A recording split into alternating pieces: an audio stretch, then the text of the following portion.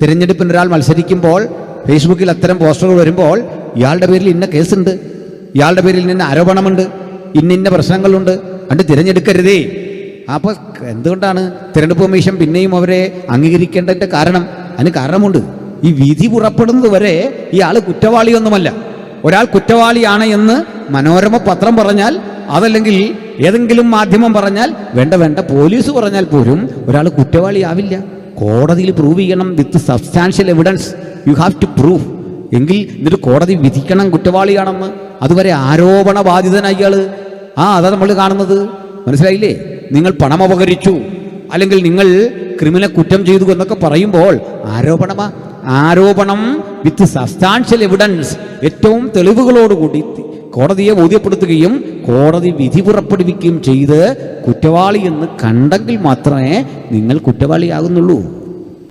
വചനധ്യാനത്തിനും വിശകലനത്തിനും പഠനത്തിനുമായി വായിക്കേണ്ട തിരുവെഴുത്ത് വളരെ പരിചിതമാണ്. വിശുദ്ധ മത്തായിയുടെ സുവിശേഷം 18-ാം അധ്യായത്തിൻ്റെ 18 മുതൽ 20 വരെയുള്ള വാക്യങ്ങൾ നമുക്കതൊന്ന് വായിച്ചു കേൾക്കാം. Matthew chapter 18 verse 18 to 20.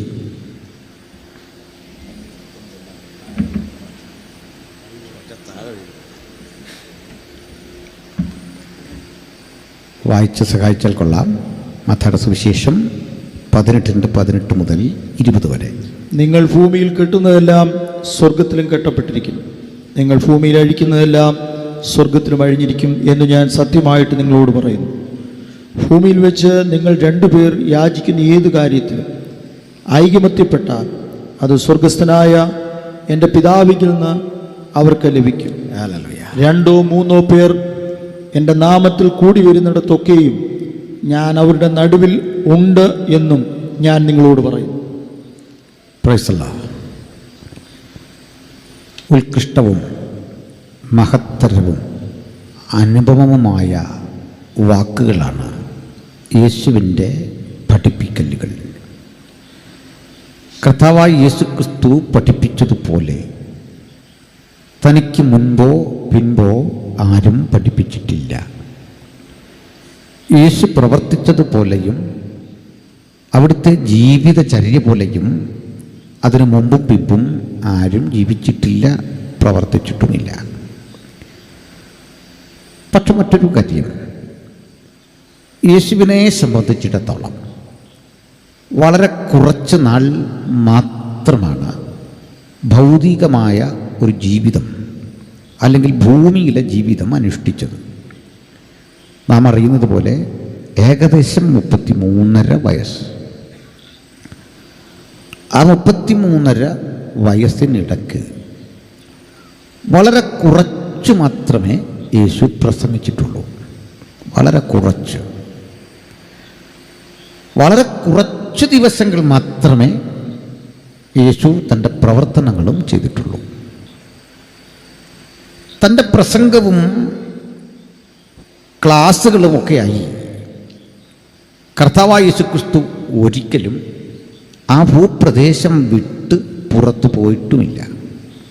അത് ബൈബിൾ വളരെ കൃത്യമായി പറയുന്നു.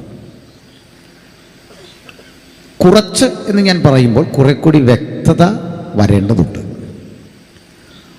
30-ാമത് വയസ്സിൽ യോർദാൻ നദിയിൽ സ്നാപക യോഹന്നാൻ എന്ന് നമ്മൾ വിളിക്കുന്ന സക്രിയ പുരോഹിതൻ്റെ മകനാൽ നിമജ്ജന സ്നാനം കൈക്കൊള്ളുകയും അവിടെ നിന്ന് ഗോൽഗതയിലെ മരണം വരെ ഉള്ള, കാൽവറിയിലെ മരണം വരെയുള്ള, ക്രൂശ് മരണം വരെയുള്ള 3.5 കൊല്ലങ്ങൾ മാത്രമാണ് യേശു പഠിപ്പിച്ചതും പ്രസംഗിച്ചതും യേശു പ്രവർത്തിച്ചതും. മനസ്സിലായി കാണും എന്ന് കരുതുന്നു. യേശു പ്രസംഗിക്കാൻ ഉപയോഗിച്ച ഭാഷ അരമായിക്ക് എന്നതാണ്. അരമായിക്കെന്നും അരാമിക്കെന്നും പറയുന്ന ഒരു പ്രാദേശിക ഭാഷ. ആ ഭാഷാ സാഹിത്യമൊന്നും വികാസം പ്രാപിച്ചതല്ല. ഇംഗ്ലീഷ് പോലെയോ ഗ്രീക്ക് പോലെയോ സംസ്കൃതം പോലെയോ അതല്ലെങ്കിൽ നമ്മുടെ തമിഴ് പോലെയോ മലയാളം പോലെയോ പോലും ഒത്തിരി കൃതികളൊന്നും അതിലുണ്ടായിട്ടില്ല. യേശുവിൻ്റെ കേൾവിക്കാരാകട്ടെ പാലസ്തീൻ എന്ന് പിൽക്കാലത്ത് വിളിച്ച ഇസ്രയേൽ എന്ന ഭൂപ്രദേശത്തിൻ്റെ ആ ഭൂപടം കൊണ്ട് ഒതുങ്ങുന്ന കുറേ മനുഷ്യർ. കേൾവിക്കാർ അധികമുണ്ട്, ആയിരക്കണക്കിന് മനുഷ്യരത് കേട്ടിട്ടുണ്ട്. പക്ഷെ അതിനെ സ്വാംശീകരിച്ച് കടഞ്ഞെടുത്ത് ഉൾക്കൊണ്ട മനുഷ്യരുടെ എണ്ണം വളരെ ചുരുക്കമാണ്, വളരെ ചുരുക്കം. ഉൾക്കൊണ്ട ആ മനുഷ്യരെ, ആ കാര്യാദികളിൽ ഗ്രഹിച്ച മനുഷ്യരെ നയിക്കാൻ യേശുവിന് ചില ശിഷ്യന്മാർ വേണ്ടി വന്നു. ആ ശിഷ്യന്മാരുടെ എണ്ണം കേവലം 70 70 പേർ. ആ 70 പേരിൽ നിന്നൊരു 12 ആളുകളെ തിരഞ്ഞെടുത്തു. ആ 12 ആളുകളിൽ നിന്ന് ഒരു 3 പേരെ തിരഞ്ഞെടുത്തു. അപ്പോൾ 70, 12, 3. അതിൽ നിന്ന് ഒരാളെ തിരഞ്ഞെടുത്തു വീണ്ടും. അതാണ് നമ്മൾ അറിയുന്ന പത്രോസ്. പത്രോസിനൊപ്പം 2 പേരുണ്ട്, യാക്കോബും യോഹന്നാനും. ബാക്കി 9 പേരെ നമുക്കറിയാം. അവരുടെ തന്നെ നിലവാരം പരിശോധിച്ചാൽ ഇവരാരും വലിയ സമ്പന്നരല്ല. അവരിൽ ആരിലും സാഹിത്യപരമായ ഒരു ഉൾക്കാഴ്ച സൃഷ്ടിക്കുന്ന ആശയങ്ങൾ പറയാൻ കഴിയുന്നവരോ അഗാധ പണ്ഡിതന്മാരോ അല്ല. അവർ ജനസമൂഹത്തിൽ നല്ല അധ്വാനശേഷി ചിലവഴിച്ചു പ്രവർത്തിച്ച മത്സ്യബന്ധന തൊഴിലാളികളോ ചുങ്കം പിരിവുകാരോ അങ്ങനെയൊക്കെയുള്ള അതിസാധാരണ മനുഷ്യർ. യേശുവിൻ്റെ ഐഹിക കാലത്ത് ഒന്ന് ഒത്തുകൂടാൻ നമുക്ക് IPC പോലെ, ചർച്ചക്കോട് പോലെ, ന്യൂൻ്റെ പോലൊരു ഹാളും സൗകര്യമൊന്നുമില്ല. പകരം ആ നാട്ടിലെ ധനാഢ്യനായ ഒരു അനുഗാമി യേശുവിനുണ്ടായിരുന്നു. ശിഷ്യനല്ല, നമ്മളറിയുന്ന മാർക്കോസ്. പിന്നീടാണ് മാർക്കോസ് അനുഗാമിയാകുന്നത് പോലും. ചരിത്രം പറയുന്നത് അദ്ദേഹത്തിൻ്റെ പിതാവിൻ്റെ വകയായിരുന്നു യേശു പ്രാർത്ഥിച്ച, യേശുവിനെ അറസ്റ്റ് ചെയ്യാൻ വന്നപ്പോൾ യേശു ഇരുന്ന ഗെത്സമന തോട്ടം. ഗെത്സമന തോട്ടവും സഭ രൂപപ്പെട്ട മാർക്കോസിൻ്റെ മാളിക മുറിയും എന്നൊക്കെ കരുതുന്ന ആ സ്ഥലത്ത് യേശുവിന് സ്വന്തമെന്ന് പറയാൻ ഒരു തുണ്ട് ഭൂമിയില്ല. യേശു കർത്താവ് പിരിയുമ്പോൾ ആ സ്ഥാപനം ഏൽപ്പിച്ചിട്ട് പോകാൻ ഒരു നല്ല ലീഡറില്ല, കാര്യപ്രാപ്തനായ ഒരു മനുഷ്യനുമില്ല. ചുരുക്കത്തിൽ വളരെ കുറച്ചു മാത്രം പ്രസംഗിച്ച്, വളരെ കുറച്ചു മാത്രം പഠിപ്പിച്ച്, വളരെ കുറച്ചു നാൾ മാത്രം ഭൂമിയിൽ ജീവിച്ച് മരിച്ചടക്കപ്പെട്ട് ഉയർത്തെഴുന്നേറ്റ ആ മഹാരഥൻ ഒരു പുസ്തകവും എഴുതിയില്ല, ഒരു പാട്ടും എഴുതിയില്ല. പാട്ടെഴുതിയില്ല, പുസ്തകം എഴുതിയില്ല. ചുരുങ്ങിയ നാൾ മാത്രം ഇഹലോകത്തിൽ പ്രവർത്തിച്ചു. പക്ഷെ ലോകത്തിൽ ഏറ്റവും അധികം പാട്ട് പിറവി കൊണ്ടത് യേശുവിനെ കുറിച്ചാണ്. ഇനി പിറവി കൊള്ളാനിരിക്കുന്നതും യേശുവിനെ കുറിച്ചാണ്. ആ റെക്കോർഡൊന്നും ഒരുത്തനും ജീവകാലത്ത് ഭേദിക്കാൻ പോകുന്നില്ല. യേശുവിനെക്കുറിച്ചാണ് ലോകത്തേറ്റവും അധികം പുസ്തകങ്ങളുണ്ടായത്. യേശുവിനെക്കുറിച്ച് വിമർശന കൃതികൾ പോലും ഉണ്ടായത്. ലോകത്തേറ്റവും വിമർശിക്കപ്പെട്ട വ്യക്തിത്വം യേശുവ, ആക്ഷേപിക്കപ്പെട്ട വ്യക്തിത്വം യേശുവ, അവഹേളിക്കപ്പെട്ട വ്യക്തിത്വം യേശുവാണ്, ആദരിക്കപ്പെട്ട വ്യക്തിത്വവും യേശുവാണ്, ആരാധിക്കപ്പെടുന്നവനും യേശുവാണ്. ചുരുക്കത്തിൽ ക്രിയാത്മകമാകട്ടെ നിഷേധാത്മകമാകട്ടെ യേശു ക്രിസ്തുവിനോടുള്ള പ്രതികരണങ്ങൾ ഒരു മഹാസമുദ്രത്തിൻ്റെ അലയൊലിയായി 2000 ആണ്ടായി മുഴുപ്രപഞ്ചത്തിലും നിലനിൽക്കുന്നു. ആ മഹാരഥൻ ഇന്ന് രാത്രി നമ്മുടെ കൂടുണ്ട്. ആ ബോധ്യത്തോടെ വചനം ഒന്ന് കേട്ടട്ടെ, ആ ബോധ്യത്തോടെ പാട്ട് പാടിയട്ടെ, ആ ബോധ്യത്തോടെ തിരുസന്നിധിയിൽ വന്നട്ടെ. ഇതുവരെ കിട്ടാത്ത മഹത്തരമായ ചില ചോദ്യങ്ങളുടെ ഊർജ്ജസ്വലമായൊരു ഉത്തരം, ശക്തിയായൊരു ഉത്തരം, ക്രിയാത്മകമായൊരു മറുപടി അത് നമുക്ക് പ്രാപിച്ചു വേണം ഈ പന്തൽ വിട്ട് കടന്നു പോകാൻ. ഹല്ലേലൂയ. അവിടെയൊക്കെ കേൾക്കാമോ? പുറകിലൊക്കെ അവിടെ കേൾക്കത്തില്ലേ? ഈ ഫ്രണ്ട് സീറ്റുണ്ട്, അത് പറയാനാ. വേണ്ട, ഇപ്പം നന്നായിട്ട് കേൾക്കാമെന്നാണ് പറയുന്നല്ലേ. ഹല്ലേലൂയ. നമുക്കിനി ഈ വായിച്ച വചനത്തിലൂടെ വരണം. നമ്മുടെ കർത്താവിൻ്റെ ഒരു മനോഹര പഠിപ്പിക്കൽ അതിൽ കണ്ടുപോകുന്നത്. ഈ അധ്യായം മുഴുവൻ പരതിയാൽ രസാവഹമായ ഒത്തിരി കാര്യങ്ങൾ കാണാം.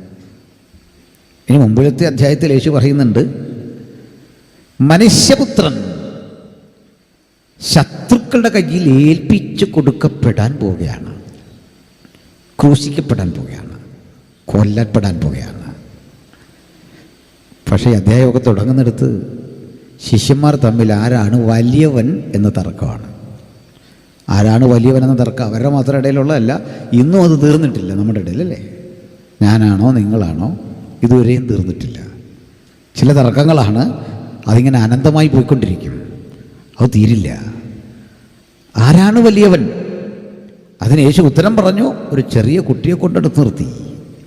ഈ കുഞ്ഞിനോളം വളരണം, ഈ കുഞ്ഞിനോളം വളരാതെ നിത്യത കാണാനാവില്ല. അപ്പോൾ കുഞ്ഞാണ് മുതിർന്നവരെക്കാൾ വളർന്നതെന്ന് പഠിപ്പിച്ച ശൈശവ സഹജമായ ആ നിഷ്കളങ്കതയെ കൂടി ബഹുമാനിച്ച യേശു. ഞാൻ അതിലേക്ക് ക്രമേണ വരാം. നമ്മുടെ രാജ്യത്ത് ധാരാളം തത്വസംഹിതകളുണ്ട്, ആശയങ്ങളുണ്ട്. അതൊന്നും മോശമല്ല. എല്ലാ മതങ്ങളും മനുഷ്യരാശിക്ക് മുമ്പിൽ വച്ച, അല്ലെങ്കിൽ ആ മതചിന്തകന്മാർ ഇന്ന് പ്രസംഗിക്കുന്ന കാര്യങ്ങളാണ് വസ്തുതാപരമെങ്കിൽ അതൊന്നും മോശമല്ല. അതൊക്കെ മനുഷ്യന് ഗുണം ചെയ്യാനുള്ളതാണ്. മതം മാത്രമല്ല, രാഷ്ട്രീയ ചിന്തകളുണ്ട്. തിരഞ്ഞെടുപ്പ് കാലമാണല്ലോ. ആ തിരഞ്ഞെടുക്കാൻ നമ്മുടെ അരികിൽ വന്ന് വോട്ട് ചോദിക്കുന്ന സ്ഥാനാർത്ഥി പറയുന്ന കാര്യങ്ങൾ ഒന്നും മോശമല്ല, അതെല്ലാം കാര്യപ്രസക്തമായ കാര്യമാണ്. പക്ഷെ നമ്മൾ ചിലർ അവസരവാദികളായിട്ട് പറയും എല്ലാവരും കണക്കാണ്. എല്ലാവരും അങ്ങനെ പറയാൻ കഴിയില്ല. നമ്മൾ ഈ മനോഹരമായ റോഡും ജീവിത സൗകര്യങ്ങളും എല്ലാം ആസ്വദിച്ചിട്ട് പറയും ഇതിനകത്തൊന്നും കാര്യമില്ലെന്ന്. അപ്പോൾ അവർ പറയുന്നത് ശരിയാണെങ്കിൽ ആ ശരിയെ പരതി കൂടുതൽ നല്ല ശരി ഏതാണ് അത് ചിന്തിക്കുന്നതാണ് ഈ ജനാധിപത്യം. ഏതെങ്കിലും പാർട്ടി മോശമായിട്ടല്ല, അങ്ങനെ നമ്മുടെ രാജ്യത്ത് പ്രവർത്തിക്കാനും പറ്റില്ല. അവരവരുടെ കഴിവ് തെളിയിച്ചെങ്കിലേ അടുത്ത തവണ നമ്മൾ അവർക്ക് അവസരം കൊടുക്കൂ. എല്ലാവരും കഴിവിട്ടവരാ, അതിൽ കൂടുതൽ മെച്ചപ്പെട്ടവരെ കണ്ടെത്തുന്ന ജിജ്ഞാസയാണ് തിരഞ്ഞെടുപ്പ്. അവയെല്ലാം നല്ലതാണ്, എനിക്കൊന്നും മോശമായി തോന്നുന്നില്ല. കൂടുതൽ മെച്ചപ്പെട്ട ഗുണപരമായതെന്ത് എന്ന് ചൂണ്ടിക്കാണിക്കുകയാണ് നമ്മളെല്ലാം ചെയ്യുന്നത്. അതിൻ്റെ പേരാ രാഷ്ട്രീയം. മതവിശ്വാസം അങ്ങനെയൊക്കെയാണ്. ഒരു മതവും മോശമായി നമ്മൾ കാണുന്നില്ല. കാരണം അതിൻ്റെ പ്രചാരകരോ പ്രഭാഷകരോ പറയുന്ന കാര്യങ്ങളൊക്കെയാണ് മതമെങ്കിൽ ആർക്കാണ് എതിർപ്പ്? സമത്വം, സാഹോദര്യം, സ്നേഹം, പങ്കിടൽ, ഇതൊക്കെയാണ് നമ്മൾ കേൾക്കുന്ന മതചിന്തകളുടെ ഉള്ളടക്കമെങ്കിൽ എന്തിനെതിർക്കണം? പക്ഷെ അതാണോ വാസ്തവത്തിൽ? അതിൻ്റെ കാര്യത്തിലൊക്കെ വരാം. ഞാൻ ഒരു ചർച്ചാവേദിയിൽ ഒരു മാന്യ സുഹൃത്തിനോട് ചോദിച്ച ചോദ്യം ആവർത്തിച്ചുകൊണ്ട് പ്രസക്തമായ വിഷയത്തിലേക്ക് വരാം. നമുക്കറിയാമല്ലോ, നമ്മുടെ രാജ്യം, നമ്മുടെ സമൂഹം നിലനിൽക്കാൻ അടിസ്ഥാനപരമായി വേണ്ട ചില കാര്യങ്ങളുണ്ട്. അതിലൊന്ന് മനുഷ്യൻ്റെ പ്രാണന് നിലനിൽപ്പിനാവശ്യമായ ചില ഘടകങ്ങൾ. ഒന്ന് വായുവാണ്, ഓക്സിജൻ വേണം. അത് നമുക്കങ്ങനെ ക്രിയേറ്റ് ചെയ്ത് ശ്വസിക്കാനൊന്നും പറ്റില്ല, പരിമിതിയുണ്ട്. പറ്റും, അതിന് പരിമിതിയുണ്ട്, എക്സ്പെൻസീവാണ് ഇല്ലേ? ദൈവം സൗജന്യമായി തരുന്ന ആ വൈദ്യുതിയുടെ വില അറിയണമെങ്കിൽ നമ്മളിത് പോയിട്ട് കൃത്രിമമായി ആ ഓക്സിജൻ അച്ചീവ് ചെയ്യുമ്പോഴറിയാം അതിൻ്റെ ബില്ല്, അതിൻ്റെ വില എത്രയാണ്, എത്ര കോടിയാണെന്ന് ഈ ഇത്രയും നാൾ ജീവിച്ചിരുന്ന നമ്മൾ സൗജന്യമായി ആസ്വദിച്ചതെന്ന് മനസ്സിലാവും. എന്നാൽ പ്രാണവായു കഴിഞ്ഞാൽ പിന്നുള്ളത് വെള്ളമാണ്. നമുക്ക് പാനം ചെയ്യാനുള്ള വെള്ളം, മറ്റൊന്ന് ആഹാരമാണ്. അതും കഴിഞ്ഞാണ് നമ്മളുടെ വസ്ത്രവും ഷെൽട്ടറും ഒക്കെ വരുന്നത്. അത് കഴിഞ്ഞാണ് നമ്മുടെ കുടുംബം വരുന്നത്.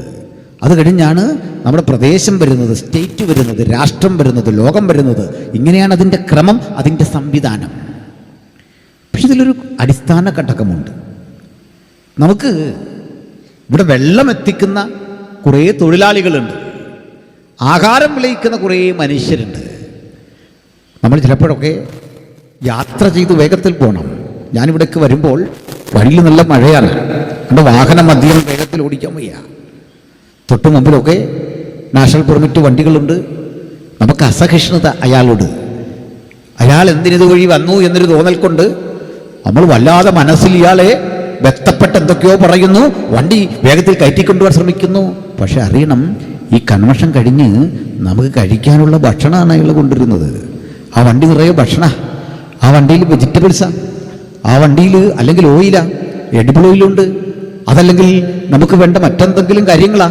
അയാൾ പണിമുടക്കിയാൽ ജീവിതം പോക്കാം. അയാൾ ഒരു ചെറിയ കൂലിക്ക് 1000 രൂപയിൽ താഴെ ശമ്പളം വാങ്ങിക്കൊണ്ട് രാവിലെ കിടന്നതാ. അയാൾക്ക് ഉറക്കം വരുന്നുണ്ട്, ക്ഷീണമുണ്ട്, അയാൾക്കും ഇത് സമയത്തിന് കൊണ്ടെത്തിക്കണം. അപ്പോൾ എന്തിനാ പറഞ്ഞേ, വിലപിടിപ്പുള്ള കുറേ ജോലികൾ ചെയ്യുന്ന കുറേ മനുഷ്യരിവിടെ ഈ രാജ്യത്തുണ്ട്.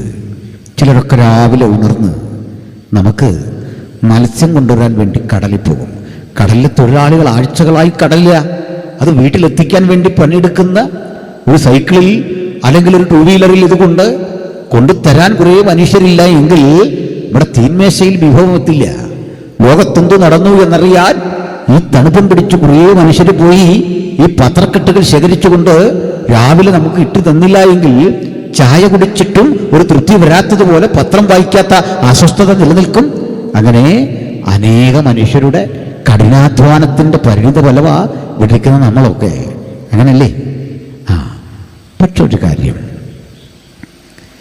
ഇത്തരം മനുഷ്യരെ ബഹുമാനിക്കുന്ന, ഇത്തരം മനുഷ്യരെ സ്വീകരിക്കുന്ന, ഉൾക്കൊണ്ടുപോകുന്ന ഒരു പ്രത്യേക ശാസ്ത്രം ഇന്ത്യയിൽ രൂപപ്പെട്ടിട്ടുണ്ടോ? പറഞ്ഞൊക്കെ മനസ്സിലായില്ല. ഇന്ത്യയിൽ ഏതെങ്കിലും മതഗ്രന്ഥത്തിൽ, വേദങ്ങളിൽ, ഇന്ത്യയിലെ ഏതെങ്കിലും ആശയഗതികളിൽ പണിയെടുക്കുന്ന ഒരാൾ പണിയെടുക്കുന്നതിൻ്റെ മഹത്വത്തെ പ്രശംസിച്ച് ആളിനെ ബഹുമാനിച്ച് പറയുന്ന എന്തെങ്കിലും ഒരു കാര്യമുണ്ടോ? ഉണ്ടെങ്കിൽ ദയവായി നിങ്ങൾ ഈ യോഗം കഴിഞ്ഞാണെങ്കിൽ എന്നോട് പറയാൻ മടിക്കണ്ട, പരിഹരിക്കരുത്. മനസ്സിലായില്ല? അല്ലെങ്കിൽ നിങ്ങളെ സുന്ദരനാക്കാൻ കഷ്ടപ്പെടുന്ന പണിയെടുക്കുന്ന ഈ ബാർബറിൻ്റെ ജോലിയുണ്ടല്ലോ, ഈ ജോലി ചെയ്യുന്ന മനുഷ്യനെ അയാൾ പണിമുടക്കിയാൽ പ്രശ്നം. കാരണം അദ്ദേഹം കൃത്യമായി നമ്മെ മിനുക്കി വൃത്തിയാക്കുന്നത് പോലെ നമ്മൾ നോക്കിയാൽ നടക്കില്ല എന്ന് വരും, മുടിവെട്ടിയാൽ ശരിയാവില്ല എന്ന് വരും. ഈ മനുഷ്യരെ ബഹുമാനിക്കുന്നവരുണ്ടാ? അല്ല, മരം മുറിച്ച് റോഡിലേക്ക് ചാഞ്ഞു നിൽക്കുന്ന മരം മുറിച്ച് യാത്ര സുഗമമാക്കുന്ന ആളിനെ, ഈ പോസ്റ്റിൽ കയറി നമുക്ക് വേണ്ട വെളിച്ചം കൃത്യമായി ഉൽപ്പാദിപ്പിച്ചു തരുന്ന ആ മനുഷ്യനെ, വീട്ടിൽ എടുത്തുകൊണ്ടു തരുന്ന ആ മനുഷ്യനെ, അതല്ലെങ്കിൽ തൻ്റെ ആഹാരമൊക്കെ ഒഴിവാക്കിയിട്ട് രാവിലെ രോഗികളെ പരിശോധിക്കാനിരുന്ന് വൈകിട്ട് 5 മണിയായിട്ടും ഭക്ഷണം കഴിക്കാതിരിക്കുന്ന ഡോക്ടറെ, അല്ലെങ്കിൽ നമുക്ക് ഒരു നേരത്ത് നമ്മളൽപ്പം താമസിച്ചു എന്ന് കരുതി ക്ഷുഭിതനാകുമ്പോൾ അതൊക്കെ ക്ഷമിച്ച് അടുത്തടുത്ത രോഗികളെ അരികിലേക്ക് വിളിച്ച് മരുന്ന് കുറിക്കുന്ന ആ മനുഷ്യനെ നമ്മൾ ആദരിക്കണം എന്ന് പറഞ്ഞ ഒരു മതഗുരുവിനെ, ഒരു രാഷ്ട്രീയ ചിന്തകനെ രേഖാമൂലം നിങ്ങൾക്ക് ഇന്ത്യയിൽ കാട്ടിത്തരാമോ? രേഖ വെച്ച് പറയണം. അല്ല, ഞങ്ങളുടെ കോട്ടയത്തൊരു അച്ഛനുണ്ടെന്നോട്ട് കാര്യമില്ല, കോന്നിയിൽ ഇതുപോലൊരാളെ ഞാൻ കണ്ടിട്ടുണ്ടെന്ന് പറഞ്ഞിട്ട് കാര്യമില്ല. ഏത് ഗ്രന്ഥത്തിൽ, എവിടെ? നമ്മുടെ പൗരാണികതയിൽ എവിടെ? ഞാനിതിന് ഉത്തരം പറയാം. ലോകചരിത്രത്തിൽ പണിയെടുക്കുന്നവനെ മാറോട് ചേർത്ത് അഭിനന്ദിച്ച ഒറ്റ ഗുരുവേ ഉള്ളൂ, ഒറ്റ ഗുരു. രണ്ടാമതൊരാളില്ലെന്ന്, ഒറ്റ ഗുരു. പണിയെടുക്കുന്ന മോശമാണോ? ജോലി ചെയ്യുന്ന മോശമാണോ? ഇപ്പോഴല്ലേ നമുക്ക് നല്ല തൊഴിലും പ്രൊഫഷണൽ വിദ്യാഭ്യാസമൊക്കെ വന്നത്. ഗൾഫിൽ ഒട്ടകത്തെ നോക്കുന്ന, അറബിയുടെ ചീത്ത കേൾക്കുന്ന, അയാളുടെ കലഹിക്കുന്ന ഇടപാടുകൾ കണ്ടും അടുത്ത, എന്നിട്ടും നമ്മെ ഓർത്ത് ആ മണലിൽ അധ്വാനിച്ച പാപ്പയില്ലേ? മോശപ്പെട്ട പണിയായിരുന്നോ? ഞാൻ വൈപ്പിയുടെ ഒരു മീറ്റിങ്ങിൽ പങ്കെടുത്തു ഈ വർഷം. അവിടെ ചോദിച്ചൊരു ചോദ്യം ആവർത്തിക്കുകയാണ് കുട്ടികളോട്. കൊച്ചുകുട്ടികൾ ഇവിടെ ഉണ്ടല്ലോ. ഞാനിപ്പോൾ നിങ്ങളോട് ചോദിക്കുന്നു, നിങ്ങളുടെ പപ്പയുടെ ഫോട്ടോ ഒന്ന് കാണണം, മമ്മിയുടെ ഫോട്ടോ ഒന്ന് കാണിക്കാവും. തീർച്ചയായിട്ടും നിങ്ങളുടെ മൊബൈലിലുണ്ട് സുന്ദരനായൊരു മനുഷ്യൻ. പണ്ടത്തെ നമ്മുടെ വീടുകളിൽ ഫ്രെയിം ചെയ്തൊരു അപ്പൻ്റെ ഫോട്ടോ വെച്ചിട്ടുണ്ട്, അമ്മയുടെ ഫോട്ടോ വെച്ചിട്ടുണ്ട്, ജനനത്തീയതി എഴുതി വച്ചിട്ടുണ്ട്. വാസ്തവത്തിൽ ആ ചുവരിൽ തൂങ്ങിക്കിടക്കുന്ന ആ ചിത്രം അപ്പൻ്റെ ശരിക്കുള്ള ചിത്രമാണോ? അമ്മയുടെ ശരിക്കുള്ള ചിത്രമാണോ? അമ്മയുടെ ചിത്ര അപ്പൻ്റെ ചിത്രമാ. പക്ഷെ ശരിക്കുള്ള അമ്മ അതല്ലല്ലോ, ശരിക്കുള്ള അപ്പൻ അതല്ലല്ലോ. നമ്മൾ കണ്ടത് ജുബ്ബയിട്ട് മുണ്ടെടുത്ത് അല്ലെങ്കിൽ ഷർട്ട് ധരിച്ച് സുമുഖനായിരിക്കുന്ന അപ്പൻ്റെ ചിത്രമാണെങ്കിൽ ഭൂരിപക്ഷ സമയത്തും അപ്പൻ അങ്ങനെ അല്ലായിരുന്നു.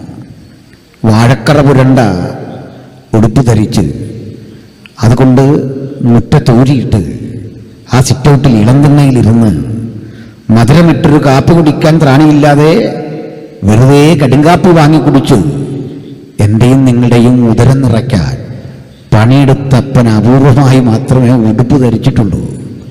അപ്പൻ ഒത്തിരി ഉടുപ്പുമില്ല. നമുക്ക് കൂടുതൽ ഷർട്ടുണ്ടാക്കേണ്ടതിന് അപ്പൻ ഉടുപ്പ് കുറച്ചു. കരിക്കലം കഴുകിയും പുകയടിക്കുന്ന അടുക്കളയിൽ നിന്നും കണ്ണു ചുവന്നും കലങ്ങിയും നല്ല വസ്ത്രം ധരിക്കാൻ അവസരമില്ലാതെ പോയ ഒരമ്മയല്ലേ നമ്മുടെ അമ്മ. ആ അമ്മയുടെ ചിത്രം ആരെങ്കിലും എടുത്തു വെച്ചിട്ടുണ്ടോ? ആ അപ്പൻ്റെ ചിത്രം ആരുടെയെങ്കിലും പക്കലുണ്ടോ? ഇല്ല. എന്തിനാ ഇത്രയൊക്കെ പറഞ്ഞെന്നോ? വിഷമിപ്പിക്കാൻ പറഞ്ഞല്ല, ഒരു വസ്തുതയാണെന്നേ. ആ അപ്പൻ്റെ കഷ്ടപ്പാടാണ്, ആ അമ്മയുടെ കഷ്ടപ്പാടാണ് നമ്മെ ഇവിടെ കൊണ്ടിരുത്തിയിരിക്കുന്നത്. ആ അമ്മയുടെ പ്രാർത്ഥനയാണ് നമ്മൾ ഇവിടെ കൊണ്ടിരുത്തിയിരിക്കുന്നത്, മറ്റൊന്നും അല്ലെന്നേ. രാവിളക്കോളം അവർ കണ്ണീരൊഴുക്കി. നമ്മളും UPF ഭാഗമാകാൻ ഈ പദം പറയാനൊന്നും ആ പാവത്തിനറിയില്ല. UPF എന്നൊരു കാര്യം ഉച്ചരിക്കാനുള്ള വിദ്യാഭ്യാസമില്ല.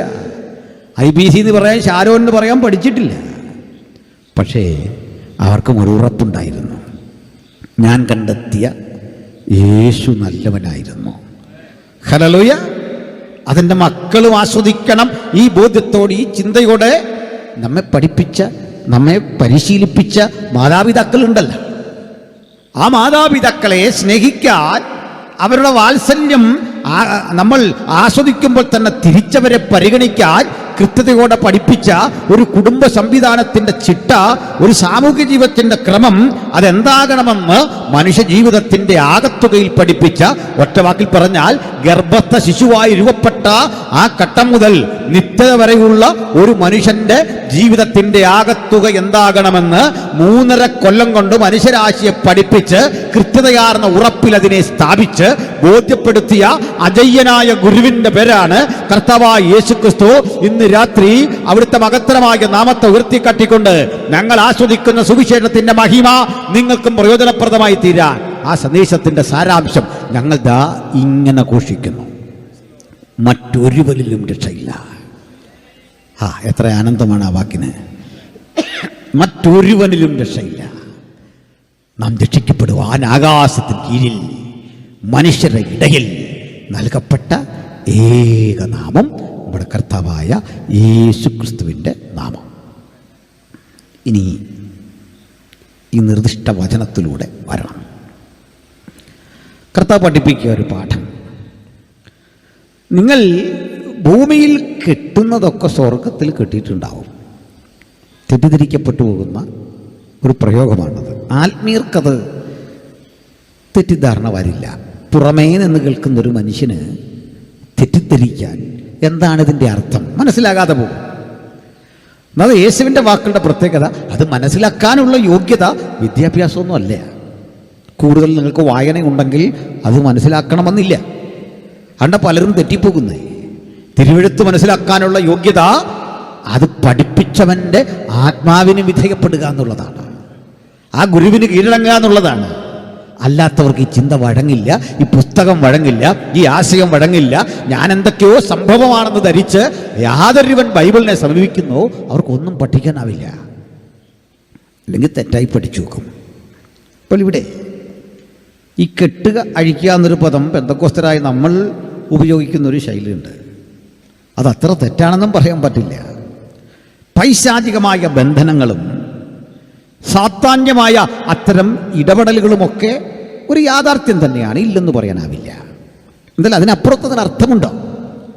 ഇനി അർത്ഥവും ആശയവും എന്തുമാകട്ടെ, ഇരുട്ടിൻ്റെ നിഗൂഢ ലോകം എന്തുമാകട്ടെ, അതിൻ്റെ പദ്ധതികൾ എന്തുമാകട്ടെ, അടുത്ത വാക്യം ആശ്വാസപ്രദമാണ്.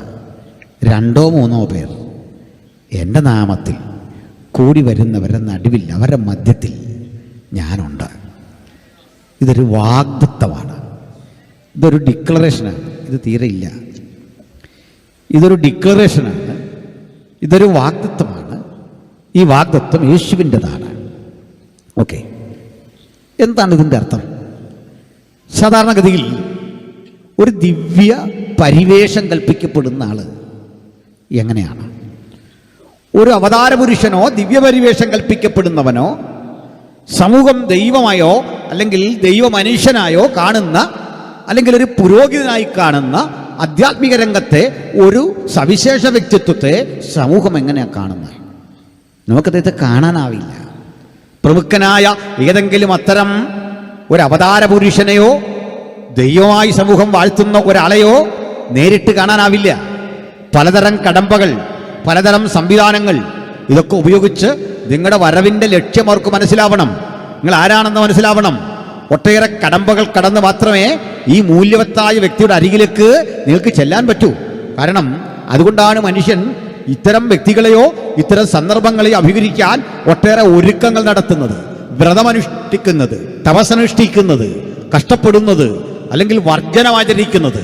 ഒരു ഉദാഹരണം പറഞ്ഞാൽ, നിങ്ങളോട് ഒരാൾ പറയുക, നിങ്ങൾക്ക് ഈ ദൈവസാന്നിധ്യം അനുഭവിക്കണം, നിങ്ങൾ ഇന്ന ഭക്ഷണം ത്യജിക്കണം, മത്സ്യമാംസാദികളൊക്കെ ത്യജിക്കണം, എന്നിട്ട് ഏകാഗ്രതയോടെ പ്രാർത്ഥിക്കണം, പ്രാർത്ഥിച്ചിട്ട് എൻ്റെ അടുത്ത് വരണം. കാരണം ഇതൊരു വിശുദ്ധ സ്ഥലമാണ്. ആ വിശുദ്ധ സ്ഥലത്ത് പ്രവേശിക്കാൻ ചില മാനദണ്ഡങ്ങൾ ലോകം കരുതി വച്ചിട്ടുണ്ട്. അതൊക്കെ ആചരിച്ചു പോരണം. നിങ്ങൾ അത് ആചരിക്കുന്നില്ല എങ്കിൽ നിങ്ങൾക്കാണോ നഷ്ടം, ആ സ്ഥലത്തിനാണോ? ഞാൻ ഒന്നുകൂടി അത് വ്യക്തമാക്കാം. സ്തോത്രം. ഇപ്പൊ യെരൂശലേം ദേവാലയത്തിൽ നിങ്ങൾക്ക് കടക്കണം. ആ യെരൂശലേം ദേവാലയത്തിൽ കടക്കുന്നതിന് അവിടെ ദൈവത്തിന്റെ തേജസ് ഇറങ്ങുന്നുണ്ട്, ദൈവ സാന്നിധ്യം അവിടെ വ്യാപരിക്കുന്നുണ്ട്. ആ ദൈവ സാന്നിധ്യം വ്യാപരിക്കുന്ന ആലയത്തിലേക്ക് കടക്കാൻ നിങ്ങൾക്ക് സാധ്യതകളെക്കാൾ അസാധ്യതകളാണ്. കാരണം വഴിയിൽ കാവൽക്കാരുണ്ട്, 10-12 ഗേറ്റ് ഉണ്ട്. ഈ ഗേറ്റിന്റെ ഒക്കെ അരികിൽ ആളുകൾ നിന്നിട്ട് നിങ്ങളുടെ ഉദ്ദേശ ലക്ഷ്യങ്ങൾ ചോദിക്കും. വീണ്ടും ചില നിബന്ധനകൾ. നിങ്ങൾക്ക് വരാൻ പറ്റിയ സ്ഥലമുണ്ട്, സ്ത്രീകൾക്ക് വന്നു നിൽക്കാൻ പറ്റിയ പരമാവധി സ്ഥലമുണ്ട്, അതിനപ്പുറത്തേക്ക് പ്രവേശനമില്ല. ജാതികളെന്നറിയപ്പെടുന്ന ജൂത സമൂഹത്തിന്റെ പുറത്തുള്ള ആൾക്ക് വന്നു നിൽക്കാൻ പറ്റിയ ഒരു സ്ഥലമുണ്ട്, അതിന്റെ പേരാ ജാതികളുടെ പ്രാകാരം. സ്ത്രീകൾ നിൽക്കേണ്ട പ്രാകാരമുണ്ട്. ഇനി പുരുഷന്മാരാണെങ്കിൽ കൂടി ആലയത്തിന്റെ അകത്തേക്കൊന്നും പ്രവേശനമില്ല, പുരോഹിതന്മാർക്കാ പ്രവേശനം. ഇനി പുരോഹിതന്മാരാണെങ്കിൽ കൂടി അന്തർമന്ദിരത്തിലേക്ക് പ്രവേശനമില്ല, അവിടെ മഹാപുരോഹിതന് മാത്രമാ പ്രവേശനം. ഇനി മഹാപുരോഹിതനായിട്ടും കാര്യമില്ല, ആണ്ടിൽ ഒരു തവണ മാത്രമേ മഹാപുരോഹിതനും അന്തർമന്ദിരത്തിലേക്ക് പ്രവേശനമുള്ളൂ. നമുക്ക് ചോദിക്കാം, എന്താ ഇതിൻ്റെയൊക്കെ തടസ്സം? എന്താണ് കാരണം? ഞങ്ങളല്ലാതെ ഒന്ന് വന്നാൽ ഞങ്ങൾക്കൊന്ന് കയറണം. എന്താ പ്രശ്നം? ഈ കൂടാരത്തിനുള്ളിലേക്ക്, ദേവാലയത്തിനുള്ളിലേക്ക് ഞങ്ങൾ കടക്കുമ്പോൾ ഞങ്ങൾക്ക് എന്തെങ്കിലും കുഴപ്പമുണ്ടെന്ന് വിചാരിക്കുക, ഈ ആചാരമൊന്നും പാലിക്കാൻ കഴിഞ്ഞില്ലെന്ന് വിചാരിക്കുക. ഈ പ്രശ്നം ഉണ്ടാകുന്നത് ആലയത്തിനാണോ ഞങ്ങൾക്കാണോ? പറയൂ. എന്ന് വെച്ചാൽ അശുദ്ധനായ ഞാൻ ഈ അശുദ്ധിയോടുകൂടി, ലോകം വിവക്ഷിക്കുന്ന, ആചാരം വിവക്ഷിക്കുന്ന അശുദ്ധിയോടുകൂടി യെരൂശലേം ദേവാലയത്തിൽ പ്രവേശിച്ചാൽ എനിക്കാണോ അശുദ്ധി, ആലയത്തിനാണോ അശുദ്ധി? എന്താണ് ഈ ചോദ്യത്തിന്റെ അർത്ഥമെന്ന് അറിയണ്ടേ? ആലയത്തിനാണ് അശുദ്ധി എങ്കിൽ ഒരു കാര്യം ഉറപ്പാ, ഞാൻ ആലയത്തെക്കാൾ വലിയ ആളാണ്. അതാണ് ഉത്തരം, ഒറ്റ വാക്കിൽ. കാരണം ഞാൻ ഒറ്റ ഒരുത്തം കയറിയപ്പോൾ യെരൂശലേം ദേവാലയത്തിന്റെ മുഴുവൻ പരിശുദ്ധി തീർന്നു പോയെങ്കിൽ ആലയത്തെക്കാൾ കരുത്തനാരാണ്? അവിടെ കയറിയ നിങ്ങളാണ്. അതുകൊണ്ടായിരിക്കാം ഒരുപക്ഷെ ചുറ്റും നിൽക്കുന്ന ആളുകൾ അകത്തേക്ക് കടക്കരുത്, കടക്കരുത്, കടക്കരുത് ഇങ്ങനെ മാറ്റി മാറ്റി മാറ്റി നിർത്തുന്നത്. അങ്ങനെയെങ്കിൽ യേശുവിൻ്റെ അരികിലേക്ക് വരാൻ ആളുകൾ ഇങ്ങനെ വെമ്പുന്ന ഘട്ടത്തിൽ ശിഷ്യന്മാർ വഴി തടഞ്ഞു. പോകരുത്, പോകരുത്, പോകരുത്, കുട്ടികളെ അങ്ങോട്ട് വിടരുത്, കാരണം ഇത് പക്വതയുള്ളവരുടെ സ്ഥലമാണ്. ഈ സ്ഥലത്തേക്ക് ചെല്ലണമെങ്കിൽ ചില നിയമാവലികളുണ്ട്. അവരുടെ കുറ്റമല്ല ഇത് പറയാൻ കാരണം. ഒന്നാമത്തെ കാരണം, അവർ പഠിച്ചു വന്നത്, ശീലിച്ചത് യഹൂദ ചിട്ടകളാണ്, സംവിധാനങ്ങളാണ്. അവിടെ അശുദ്ധന്മാരകത്ത് കിടക്കരുത്, കുഷ്ഠരോഗി വരരുത്, പലതരം നിബന്ധനകളുടെ ലോകത്ത് അവർ യേശുവിനെ ഇങ്ങനെ തടഞ്ഞു നിർത്തുക. അതൊന്നും യേശു അന്നേരം ഒന്നും വിലക്കിയില്ല. കാരണം അവരുടെ അറിവും പ്രാപ്തിയും അതാണെങ്കിൽ എല്ലാത്തരം നിബന്ധനകളെയും ലംഘിച്ചുകൊണ്ട് ഒരിക്കൽ ഒരു സ്ത്രീ വന്ന് യേശു വരുന്ന വഴിയിൽ ഓരം ചാരി ഇങ്ങനെ നിൽക്കുക. അവൾക്ക് ഒരു കൗതുകം യേശുവിനെ ഒന്ന് കാണാൻ. ഈ സെലിബ്രിറ്റികളെ കാണാൻ കുട്ടികളൊക്കെ കൂടുന്ന പോലെ ആകാം ഒരുപക്ഷെ കൂടുന്നത്. യേശുവെന്ന് കേട്ടിട്ടുണ്ട്, ധാരാളം അറിഞ്ഞിട്ടുണ്ട്, ധാരാളം മനസ്സിലാക്കിയിട്ടുണ്ട്. ഒരു സ്ത്രീ നിൽക്കുക.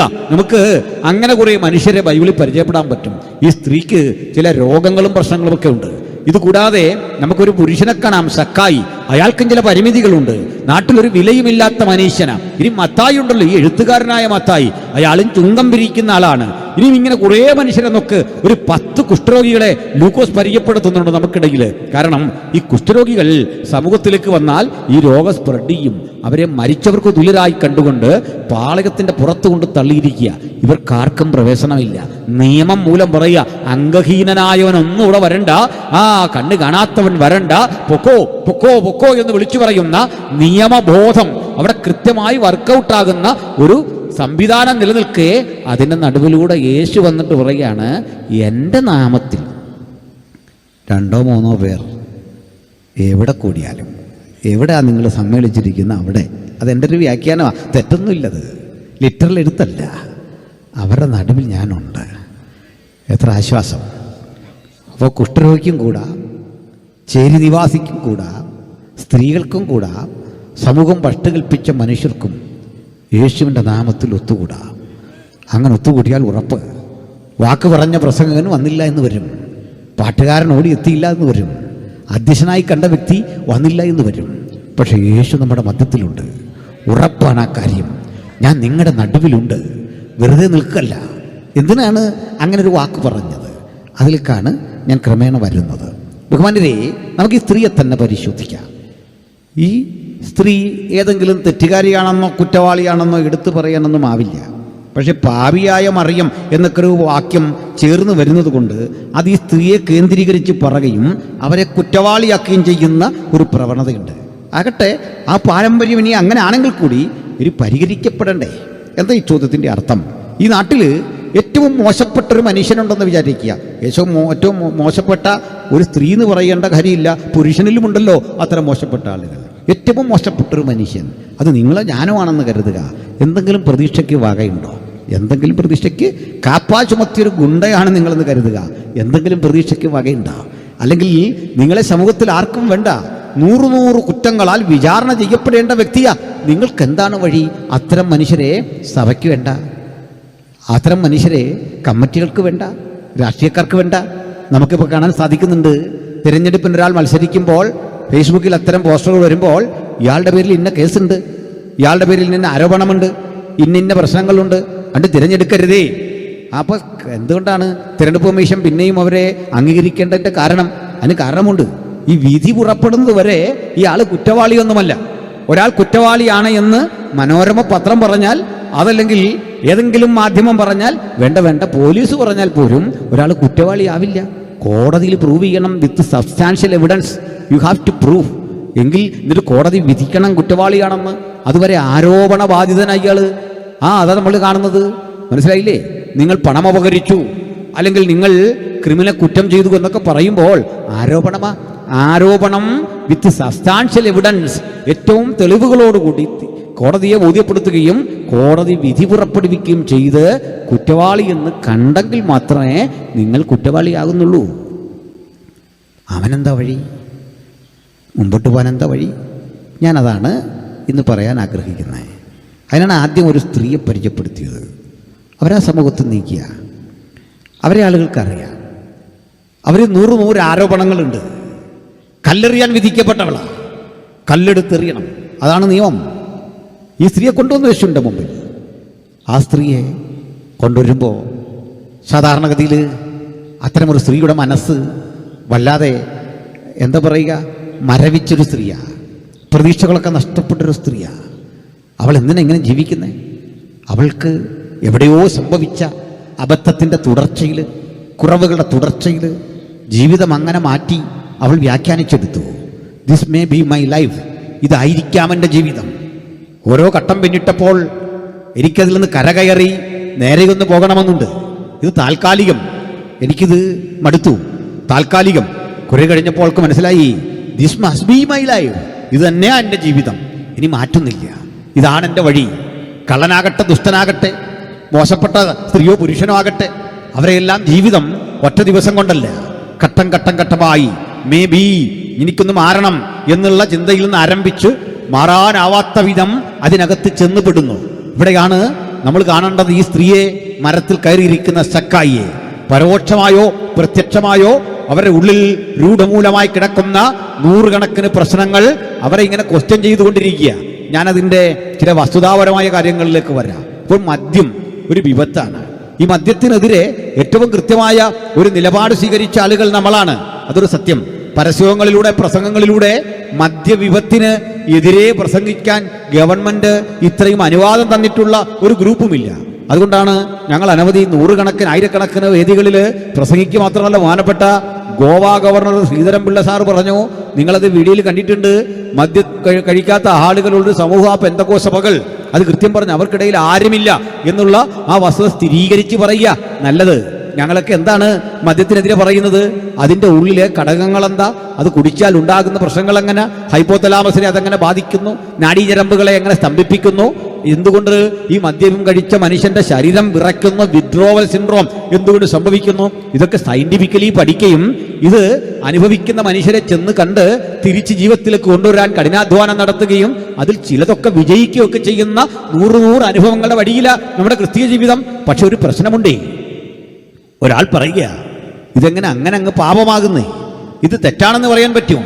സ്നേഹിത, മദ്യം ഒരു തെറ്റല്ല, അതിനെ ചുറ്റിപ്പറ്റി നിൽക്കുന്ന പരോക്ഷമായ നിരവധി തെറ്റുകളുടെ ഒരു സമാഹാരമാണ് പാപം എന്ന് പറയുന്നത്. അതിലേക്കാണ് ഞാൻ വരുന്നത്. എക്സാമ്പിൾ, നമ്മുടെ രാജ്യത്ത് ഒരു മദ്യശാല തുടങ്ങുക, അതിന് നിയമ തടസ്സമൊന്നുമില്ല. സ്കൂളിൽ നിന്ന്, ദേവാലയത്തിൽ നിന്ന്, അങ്ങനെ പൊതുവിടങ്ങളിൽ നിന്ന് നിശ്ചിത വാരമകലെ നിങ്ങൾക്ക് സ്ഥാപനമുണ്ടെങ്കിൽ, നിങ്ങൾ സർക്കാരിന് അടയ്ക്കേണ്ട പണമൊക്കെ അടച്ചെങ്കിൽ നിങ്ങൾ അവിടെ ഒരു സ്ഥാപനം തുടങ്ങുകയാണ്. അതിലേക്ക് കിട്ടുന്ന ആ മദ്യം ഉണ്ടല്ലോ, അത് ഗവൺമെൻറ് അപ്രൂവ്ഡാ, അത് കിട്ടുക കറക്റ്റ്. മാത്രമല്ല അതിന് നിങ്ങൾ സർക്കാരിനടക്കേണ്ട മുഴുവൻ പണവും അടക്കണം, അഡ്വാൻസ് ആയിട്ട് ലേലം വിളിച്ചെടുക്കണം. ഇതൊക്കെ നമ്മളവരോട് ചോദിക്കുക, ഇത് നിയമപരമല്ലേ? അവർ പറയും നിയമപരമാണ്, അല്ലെങ്കിൽ ഞങ്ങൾ അറസ്റ്റ് ചെയ്യപ്പെടും, അതിൻ്റെതായ പ്രശ്നങ്ങളുണ്ട്. അങ്ങനെ വ്യാജമദ്യത്തെ പറ്റിയൊക്കെയുള്ള വാർത്തകൾ നമ്മൾ പഠിക്കുന്നത്. എന്തിനാ ഇത്രയും പറഞ്ഞതെന്ന് അറിയണ്ടേ? പ്രിയരെ, മനസ്സിലാക്കണം, ഈ മനുഷ്യൻ ഒരു നിയമപരമായ ഒരു തെറ്റും ചെയ്യുന്നില്ലെന്നേ. തൊട്ടടുത്ത് ബാറ് നടത്തുന്ന ഒരാളെ, അല്ലെങ്കിൽ മദ്യം ഉണ്ടാക്കുന്ന ഒരാളെ നിയമപരമായി ഒരു തെറ്റു ചെയ്യുന്നതായി ഞാൻ കാണുന്നില്ല. കാരണം രാജ്യം കൊടുത്തിരിക്കുന്ന അനുമതി ഉപയോഗിച്ചുകൊണ്ട് അയാൾ അത് ചെയ്യുന്നത്. നമ്മൾ ആ മനുഷ്യനോട് ചോദിക്കുക, അദ്ദേഹം നമ്മോട് പറയും, ഞാൻ രാഷ്ട്രീയക്കാർക്ക് പണം കൊടുക്കുന്നുണ്ട്, ഇതിന് പുറമെ ഞാൻ മറ്റ് പിരിവുകൾ കൊടുക്കുന്നുണ്ട്, ദേവാലയത്തിൽ പണം കൊടുക്കുന്നുണ്ട്. ഇതിന് അത്രയും നമുക്ക് നമ്മിലേക്ക് ചുരുങ്ങാം. എല്ലാ കള്ളിഷാപ്പിൻ്റെ മുമ്പിലും നമ്മൾ കാണാറുണ്ട് ഈ നക്ഷത്രം, അല്ലെങ്കിൽ അത് പതിപ്പിച്ചിട്ടിരിക്കുന്നത്. അതില്ലാത്തൊരു ബാറും കാണുന്നില്ല. അത് മാത്രമോ, ഏറ്റവും അധികം പള്ളിക്ക് മുത്തുകുട കൊടുക്കുന്നതും എഴുന്നള്ളത്ത് നടത്താൻ വേണ്ട സ്പോൺസർ ചെയ്യുന്നതും ഒക്കെ മദ്യപാനി ഈ പറയപ്പെടുന്ന സംവിധാനമാണ്. അവരെ എങ്ങനെ നിങ്ങൾ കുറ്റം പറയുക? നമ്മൾ മാത്രം ഇത്ര ആളുകളെ ആശ്രയിക്കുന്നില്ല. നമ്മളിപ്പോൾ ചോദിച്ചാലും കൺവെൻഷനിൽ പിരിവ് തരുമവർ, നമ്മൾ പോകാത്തോണ്ടാ. അവർക്ക് നമ്മളോടും കാര്യമാണ്, പ്രശ്നമൊന്നുമില്ല. വേണ്ടി വന്നാൽ നല്ല ബിസിനസ് കിട്ടാൻ പ്രാർത്ഥിക്കാൻ പറയും. അങ്ങനെ പ്രാർത്ഥിക്കുന്ന ബിരുദന്മാരുണ്ടോ എന്ന് എനിക്കറിയില്ല, അത് വേറെ കാര്യം. എന്തിനു പറഞ്ഞു? ഇത് അവർക്ക് എല്ലാവരോടും കരുണയാ, എല്ലാവരും സ്നേഹമാ. അത് ചെറിയ തുകയല്ല, മാന്യമായൊരു തുകയാ അവർ കൊടുക്കുന്നത്. ലക്ഷങ്ങളാണ് ഇത്തരം ആളുകൾ വിതരണം ചെയ്യുന്നത്. അവർക്ക് സാമൂഹ്യ സേവനമുണ്ട്, പ്രധാനപ്പെട്ട പല കാര്യങ്ങളുണ്ട്. പഞ്ചായത്തിൻ്റെയോ സർക്കാരിൻ്റെയോ പ്രോഗ്രാമുകൾ വന്നാൽ അതിന് വേണ്ട ആ മുന്തിയ ഇനം ഒരു കാര്യം അവർ ചെയ്യുന്നത്. അപ്പോൾ ഇത്തരം ഒരു കാര്യം എങ്ങനെ തെറ്റാകും? ഇതിന് മറ്റൊരു കാര്യം കൂടി പറയാം. നമ്മുടെ തിരുവിതാംകൂറിൽ പണ്ട് വെലുത്തമ്പി തലവയുടെയൊക്കെ കാലത്ത് നമ്മുടെ കേരളം ഒരു കടക്കണിയിലേക്ക് പോയി, വലിയ കടക്കണി. അന്ന് പൈസക്ക് ഭയങ്കര വിലയുള്ള കാലമാണ്, ഓർക്കണം. ഞാൻ കഴിഞ്ഞ ദിവസം ഒരു കൺവെൻഷനിൽ പ്രസംഗിച്ചു, ഒരു പൊതുയോഗത്തിൽ പ്രസംഗിച്ചു. കേരളത്തിൽ ആദ്യം ഒരു ഭൂമി ആധാരം നടക്കുന്നത് അങ്ങ് മൂന്നാറിലാണ്, 3000 ഏക്കർ സ്ഥലം. അന്ന് 1 സെൻറ്റ് സ്ഥലത്തിൻ്റെ വില എന്ന് പറയുന്നത് 25 പൈസയാണ്, കാലണ എന്ന് പറയും. കാലണ 1 സെൻറ്റിന്. അങ്ങനെ 3000 ഏക്കർ ഭൂമി ആദ്യം 1869 കേരളത്തിലൊരു ആധാരം നടക്കിയ. അതിനു മുമ്പൊക്കെ ഉള്ള ചില സ്ഥിതിയുണ്ട്. നമ്മുടെ തിരുവിതാംകൂറിൽ നടന്നിരുന്ന ഒരു കാര്യമാണ്. സർക്കാർ നിലനിന്ന് പോകണ്ടേ, ഈസ്റ്റ് ഇന്ത്യ കമ്പനിക്ക് കപ്പം കൊടുക്കണ്ടേ. ഈസ്റ്റ് ഇന്ത്യ കമ്പനിക്ക് കപ്പം കൊടുത്തു വേലുത്തമ്പി തളവാം ആകെ തകർന്നുപോയി. 8 ലക്ഷം ഒരു തവണ, വീണ്ടും 8 ലക്ഷം, മടുത്താണ് അദ്ദേഹം ലാസ്റ്റ് അതിനെതിരെയൊക്കെ പടപ്പുറപ്പാട് നടത്തിയത്. അപ്പോൾ അന്ന് എന്താ വിഷയമെന്ന് കേൾക്കണ്ടേ, ഈ സർക്കാരായിരുന്നു അന്ന് ഈ കറുപ്പ്, കഞ്ചാവ്, അതുപോലെ ഓപ്പിയം എന്ന് പറയുന്ന സാധനം, ഓപ്പിയവും കഞ്ചാവും പുകലയും കള്ളുമായിരുന്നു അന്നത്തെ പ്രധാന കേരളത്തിലെ വ്യവസായം, അല്ലെങ്കിൽ വരുമാന വഴി.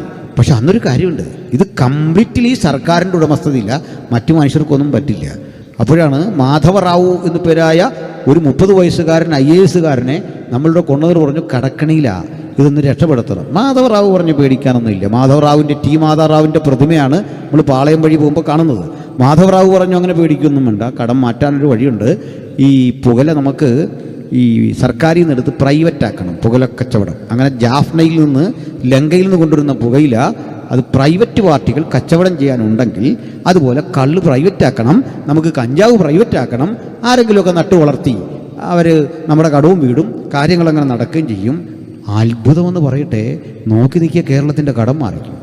കണ്ടോ, ബുദ്ധിമാനായ ഒരു IAS ഓഫീസർ എന്ത് ചെയ്തു, കള്ളും കഞ്ചാവും ഈ കറുപ്പും എല്ലാം സ്വകാര്യവൽക്കരിച്ചു. ആർക്കും നട്ടു വളർത്താം, വീടിൻ്റെ മുറ്റത്തൊക്കെ നട്ടു വളർത്താൻ, കഞ്ചാവ് വിൽക്കുക. ഇതൊരു സർക്കാരായിരുന്നു ഇതിൻ്റെ ആൾ, അല്ലെങ്കിൽ ഓപ്പിയമൊക്കെ സർക്കാർ വിൽക്കുകയായിരുന്നു പതിവ്. അത് മാറ്റിയിട്ട് സ്വകാര്യവൽക്കരിച്ചു ഈ സംവിധാനത്തെ. നോക്കി നിൽക്കുക, ഇതങ്ങ് കയറി കളിയങ്ങ് മാറിയില്ലേ. അപ്പോൾ ഇങ്ങനെ സമൂഹത്തിന് ഗുണം ചെയ്യുന്ന ഒരു സാധനത്തിനെതിരെയാണോ ഉപദേശിമാർ പ്രസംഗിക്കുന്നത്? ഒരു ചോദ്യമാണ്. ഇതെങ്ങനെ തെറ്റാവും? കാരണം പരോക്ഷമായിട്ട് ഈ പണം കറങ്ങില്ലേ നമുക്ക് ശമ്പളം കിട്ടുന്നതും റോഡ് ടാർ ചെയ്യുന്നതും അല്ലെങ്കിൽ ദൈനംദിന വ്യവഹാരങ്ങൾ നടക്കുന്നതും ഇങ്ങനെ കൂടി ഒരു പണത്തിലായിരുന്നല്ലോ. അങ്ങനെ ആണെങ്കിൽ എങ്ങനെ തെറ്റാവും? എല്ലാവർക്കും ഗുണം ചെയ്യുന്നൊരു കാര്യം ഇതൊക്കെ നമ്മൾ കേട്ടിട്ടുണ്ടല്ലേ. എങ്ങനെയെന്ന് പറയാം. ഈ മദ്യം കൊടുത്തതും വാങ്ങിയതും കട നടത്തിയൊക്കെ വിട്, ഇത് കുടിച്ചിട്ട് പോകുന്ന മനുഷ്യൻ, അയാൾ ഓടിക്കുന്ന സ്കൂൾ വാൻ കനാലിൽ മറിഞ്ഞ് അവിടുന്ന് പെറുക്കുന്ന പിഞ്ചോമനകളുടെ ശവശരീരം കണ്ട പുതിയ കാര്യമല്ലല്ലോ. KSRTCയിൽ മദ്യപിച്ചിട്ട് പോയി എത്ര പേരെ മന്ത്രി പിടിച്ചു. ഈ പോകും വഴിക്ക് ഇയാൾ ഇടിച്ച് നശിപ്പിക്കുന്ന ഓട്ടോറിക്ഷ തൊഴിലാളിയൊക്കെ ഉണ്ടാവും. ചെറിയൊരു കൂലിക്ക് അഷ്ടിക്ക് വേണ്ടി പണിയെടുക്കുന്ന മനുഷ്യൻ, അയാൾ വരുന്നതും കാത്ത് വീട്ടിൽ വെള്ളം തിളപ്പിച്ച് അരിയിടാൻ കാത്തിരിക്കുന്നൊരു സ്ത്രീയില്ലേ, തൻ്റെ മകൻ്റെ മടങ്ങി വീട്ടിലേക്ക് വന്ന ശേഷം ഷുഗറിന് മരുന്ന് കൊണ്ടിരുന്ന് കാത്തിരിക്കുന്നൊരു അമ്മയില്ലേ, ഈ അമ്മയുടെ കണ്ണീര്, ഈ ഭാര്യയുടെ കണ്ണീര്, ഈ കുഞ്ഞിൻ്റെ കണ്ണീര്, ഇത് ചെന്ന് കൊള്ളുന്നത് എവിടെയാ? കുടിച്ചവന് മാത്രമോ, കൊടുത്തവന് മാത്രമോ, വിറ്റയിടത്ത് മാത്രമോ, ബാർ മുതലാളിക്ക് മാത്രമോ, അതല്ലെങ്കിൽ ഈ സിസ്റ്റത്തിന് എതിരെ മാത്രമോ? ഇവിടെയാണ് ഞങ്ങളുടെ ചിന്തയുടെ ഒരു പ്രസക്തി. മനസ്സിലാക്കുന്നുണ്ടോ എൻ്റെ പ്രിയപ്പെട്ട സഹോദരങ്ങൾ? വീണ്ടും പറയാ, നല്ല പഠിപ്പുള്ള എത്ര കുഞ്ഞുങ്ങൾ, ഡോക്ടറാകേണ്ട എഞ്ചിനീയറാകേണ്ട കുഞ്ഞുങ്ങൾ മദ്യപിച്ച് തകർന്നുപോയ പരിതസ്ഥിതിയിൽ പഠനം പാതി വഴിക്ക് നിർത്തി. എത്ര കൊലക്കുറ്റങ്ങൾ നമ്മുടെ രാജ്യത്ത് നടന്നു. ഇതിൻ്റെ പേരാണ് പാവം, ഇതിൻ്റെ പേരാ തിന്മ. പോകുന്ന വഴിക്ക് ഇത്തരം മനുഷ്യരെ കണ്ടാൽ ഞാൻ കളിയാക്കാറൊന്നുമില്ല, മദ്യപാനികളെ പരിഹസിക്കാറുമില്ല, പ്രസംഗത്തിൽ അവരെ ഒന്നും പരിഹസിക്കില്ല. പക്ഷെ ഒരു കാര്യമുണ്ട്, ഇങ്ങനെ വേദനിക്കുന്ന മനസ്സോടെ വിങ്ങിപ്പൊട്ടിക്കഴിയുന്ന എത്ര മക്കൾ, എത്ര ആളുകൾ, എത്ര സ്ത്രീകൾ. ഒറ്റവാക്കിൽ പറയാം, 10,000-കണക്കിന് യാചകരെ വാർത്തെടുത്ത ഒരു വ്യവസായശാലയുടെ പേരാ ബാർ. 10,000-കണക്കിന് യാചകർ സൃഷ്ടിക്കപ്പെട്ടു. ഇനി സംഗതിയൊക്കെ കൊള്ളാം. അങ്ങനെ ഒരാളിതിൽ പോവാ, 10-40 ബാറ് സ്വന്തമുള്ളൊരു മുതലാളി ഇത് വഴി പോവാ, വിലപിടിപ്പുള്ള കാറ, സമൂഹമധ്യ ഇറങ്ങി നിൽക്കുക. വലിയ സംവിധാനം, നിയമവിരുദ്ധമൊന്നുമല്ല. ആ തിളങ്ങുന്ന ജുബ്ബയും BMW കാറും അനുബന്ധ സൗകര്യങ്ങളും ഒക്കെ കൊണ്ട് ആഡംബര വിഭൂഷിതനായി ഇവിടേക്ക് വരിക.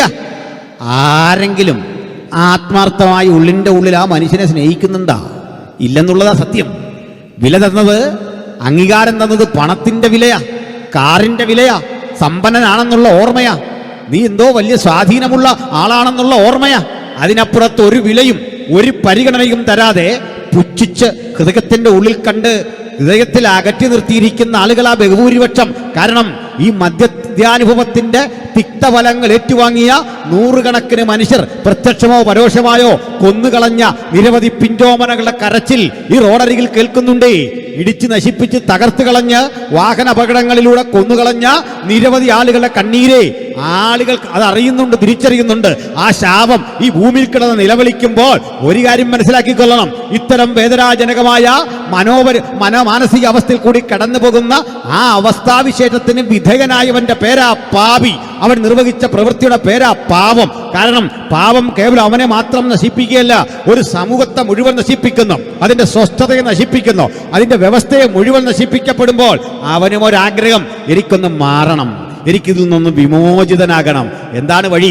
ഇതിൽ മാത്രമല്ല സുഹൃത്തേ, ഗുണ്ടാപ്പണിക്ക് പോകുന്നവനും അറിയില്ല ഞാൻ എന്തിനാണ് മറ്റൊരുവനെ കൊന്നത്. ചിത്രം കാണിച്ചതാ, ആൾ എവിടെയുണ്ടെന്ന് കാണിച്ചതാ, പൊക്കവും വണ്ണവും ഒക്കെ പറഞ്ഞതാ, ഞാൻ അവനെ തട്ടിയിട്ട് വരാ. ഒരിക്കൽ ഇവർ തമ്മിൽ വൈരാഗ്യമൊന്നുമില്ലേ, അവർ തമ്മിൽ കണ്ടിട്ടില്ലായിരിക്കാം ഇതിനു മുമ്പ്, അവർ തമ്മിൽ കുടുംബകലഹമില്ല, അവർ തമ്മിൽ അതിർതർക്കമില്ല. പക്ഷേ ഏറ്റെടുത്ത ജോലി ചെയ്യണം. നോക്കണം, ഈ മനുഷ്യൻ ഇന്ന് മടങ്ങി വരുമെന്ന് കാത്തിരിക്കുന്ന അപ്പൻ്റെ അമ്മയുടെ മുമ്പിലേക്ക് ഈ ഡെഡ് ബോഡി പോകുമ്പോഴേ ഈ പണം വാങ്ങിക്കൊണ്ട് പോയിട്ട് ബിരിയാണി കഴിക്കുന്നവന്റെ മാനസികാവസ്ഥ നിങ്ങളൊന്ന് ഓർത്ത് നോക്കിക്കേ. അവൻ ഈ ബിരിയാണി വാങ്ങിക്കൊണ്ട് ഭാര്യയ്ക്കും മക്കൾക്കും കൊടുക്കുമ്പോൾ പാപത്തിന്റെ ഒരു ഓഹരി വീട്ടിലുള്ളവരും ഭക്ഷിക്കുക. കാരണം ഒരു മനുഷ്യന്റെ മാത്രം നിലവിളിയല്ല, അവന്റെ മാത്രം ചോരയല്ല, അവന്റെ അമ്മയുടെ കണ്ണീര്, ഭാര്യയുടെ കണ്ണീര്, മക്കളുടെ കണ്ണീര്, അത് പ്രതികാരത്തിനായി നിലവിളിക്കുമ്പോൾ ഇത്തരം ആളുകൾക്ക് അനുഭവിക്കാൻ കഴിയുന്ന ചില സ്ഥിതികളുണ്ട്. ഞാൻ ഒരു പ്രമുഖനായ ഒരു ഗുണ്ടയെ മരണസമയത്ത് കണ്ടു. അയാൾ ആ പണിയൊക്കെ ഉപേക്ഷിച്ചു. അദ്ദേഹത്തിന് വേണ്ടി പ്രാർത്ഥിക്കാൻ ചെന്നതാണ്. അദ്ദേഹത്തിന്റെ അവസ്ഥ നിങ്ങൾക്ക് കേൾക്കണ്ടേ? സ്തോത്രം. എല്ലാം എനിക്ക് പറയാൻ പരിമിതികളുണ്ട്, എങ്കിലും പറയാ. പ്രാർത്ഥിക്കാൻ നിന്നു, പേരൊക്കെ വിളിച്ചു, കാര്യങ്ങളൊക്കെ ഞാൻ അങ്ങോട്ട് പറഞ്ഞു, ചോദിച്ചു. ഒടുക്കം ഞാൻ ചോദിച്ചു, നിങ്ങൾ ഈ തട്ടിക്കളഞ്ഞ, നിങ്ങളിങ്ങനെ ഉപദ്രവിച്ച മനുഷ്യരില്ലേ, ഈ മനുഷ്യരാരും നിങ്ങൾക്ക് ഒരു രൂപ പോലും തരാനുള്ളവരില്ല, നിങ്ങളുമായി അതിർതർക്കമില്ല, നിങ്ങൾ ഒരു ചീത്ത പോലും പറഞ്ഞിട്ടില്ല, പിന്നെ എന്തിനാ നിങ്ങൾ ചെയ്യുന്നറിയണ്ടേ? മറ്റൊരുത്തന്റെ വൈരാഗ്യം തീർക്കാൻ വേണ്ടി നിങ്ങളൊരു നിശ്ചിത തുക പറഞ്ഞു. അന്നത്തെ ആ ധൈര്യത്തിന്റെ അടിസ്ഥാനത്തിൽ ചെന്ന് ആക്രമിച്ചു, കാലൊടിച്ചു, കൈയൊടിച്ചു. ഇങ്ങനെയൊക്കെയുള്ളൊരനുഭവം ഞാനിതോട് ചേർത്ത് പറയാം. മറ്റൊന്നുകൂടി അത് പൂരിപ്പിക്കാം. എന്താണെന്നറിയണ്ടേ? ഒരിക്കലൊരു ജയില് ഞാൻ സന്ദർശിച്ചു. മിക്കവാറും ഞങ്ങൾ ഈ ജയിൽ മിനിസ്ട്രിയൊക്കെ ചെയ്യും. ആ ജയിൽ സന്ദർശിക്കുമ്പോൾ നമുക്കവിടെ കൗൺസിലിങ്ങിന് അവസരമുണ്ട്, പ്രസംഗിക്കാൻ അവസരമുണ്ട്. പ്രസംഗിച്ചു. അതിനു മുമ്പ് ഇവരോടൊന്ന് പരിചയപ്പെടണമല്ലോ. പരിചയപ്പെടുന്നതിൻ്റെ ഭാഗമായിട്ട് അവരിങ്ങനെ ഈ കോറിഡോറിൽ ഇറങ്ങിയിരിക്കും. ഒരു ടി ആകൃതിയാണ് ആ സംവിധാനം. ഈ അഴിയൊക്കെ ഇവിടെ ഉണ്ട്, ഈ ഗേറ്റൊക്കെ വലിച്ചിടും. നമുക്കിവിടെ നിന്ന് അവരോട് സംസാരിക്കാം. അപ്പോൾ ഒരു ഇൻട്രാക്ഷൻ്റെ ഭാഗമായിട്ട് ഞാനിവരോട് ചോദിച്ചു, സന്തോഷമാണോ? അവർ പറഞ്ഞ സന്തോഷമാണ്. ഇതിലൊത്തിരി അഹങ്കാരികളൊക്കെ ഉണ്ട്, സ്വാഭാവികമായിട്ട് ക്രിമിനൽസ് അല്ലേ. അപ്പോൾ ഞാൻ ചോദിച്ചു, ഭക്ഷണമൊക്കെ കഴിച്ചു, സന്തോഷം. ആട്ടെ, ഇന്നലെ എന്തായിരുന്നു ഭക്ഷണം? അപ്പോൾ അവർ ഇന്നലത്തെ ഭക്ഷണമൊക്കെ പറഞ്ഞു. ഇന്നലെ ഉച്ചയ്ക്ക് എന്താ കഴിച്ചേ? ആട്ടിറച്ചിയാന്നൊക്കെ പറഞ്ഞു. രാവിലെ എന്ത് കഴിച്ചു? ചപ്പാത്തിയാണ്. ഇത് കേട്ടിട്ടൊരു വിരുദ്ധനും ചോദിച്ചു, ആട്ടെ ഇങ്ങോട്ട് വരാൻ പ്ലാനുണ്ടോ? പോലീസ് കടക്ക് പറഞ്ഞു. എന്നെപ്പോലുള്ള ഒരാൾ അവിടെ ചെന്നുകൂടായിയൊന്നുമില്ല, അതിനുള്ള പണിയൊക്കെ നമ്മൾ ചെയ്ത് നിങ്ങൾക്ക് അറിയാമല്ലോ.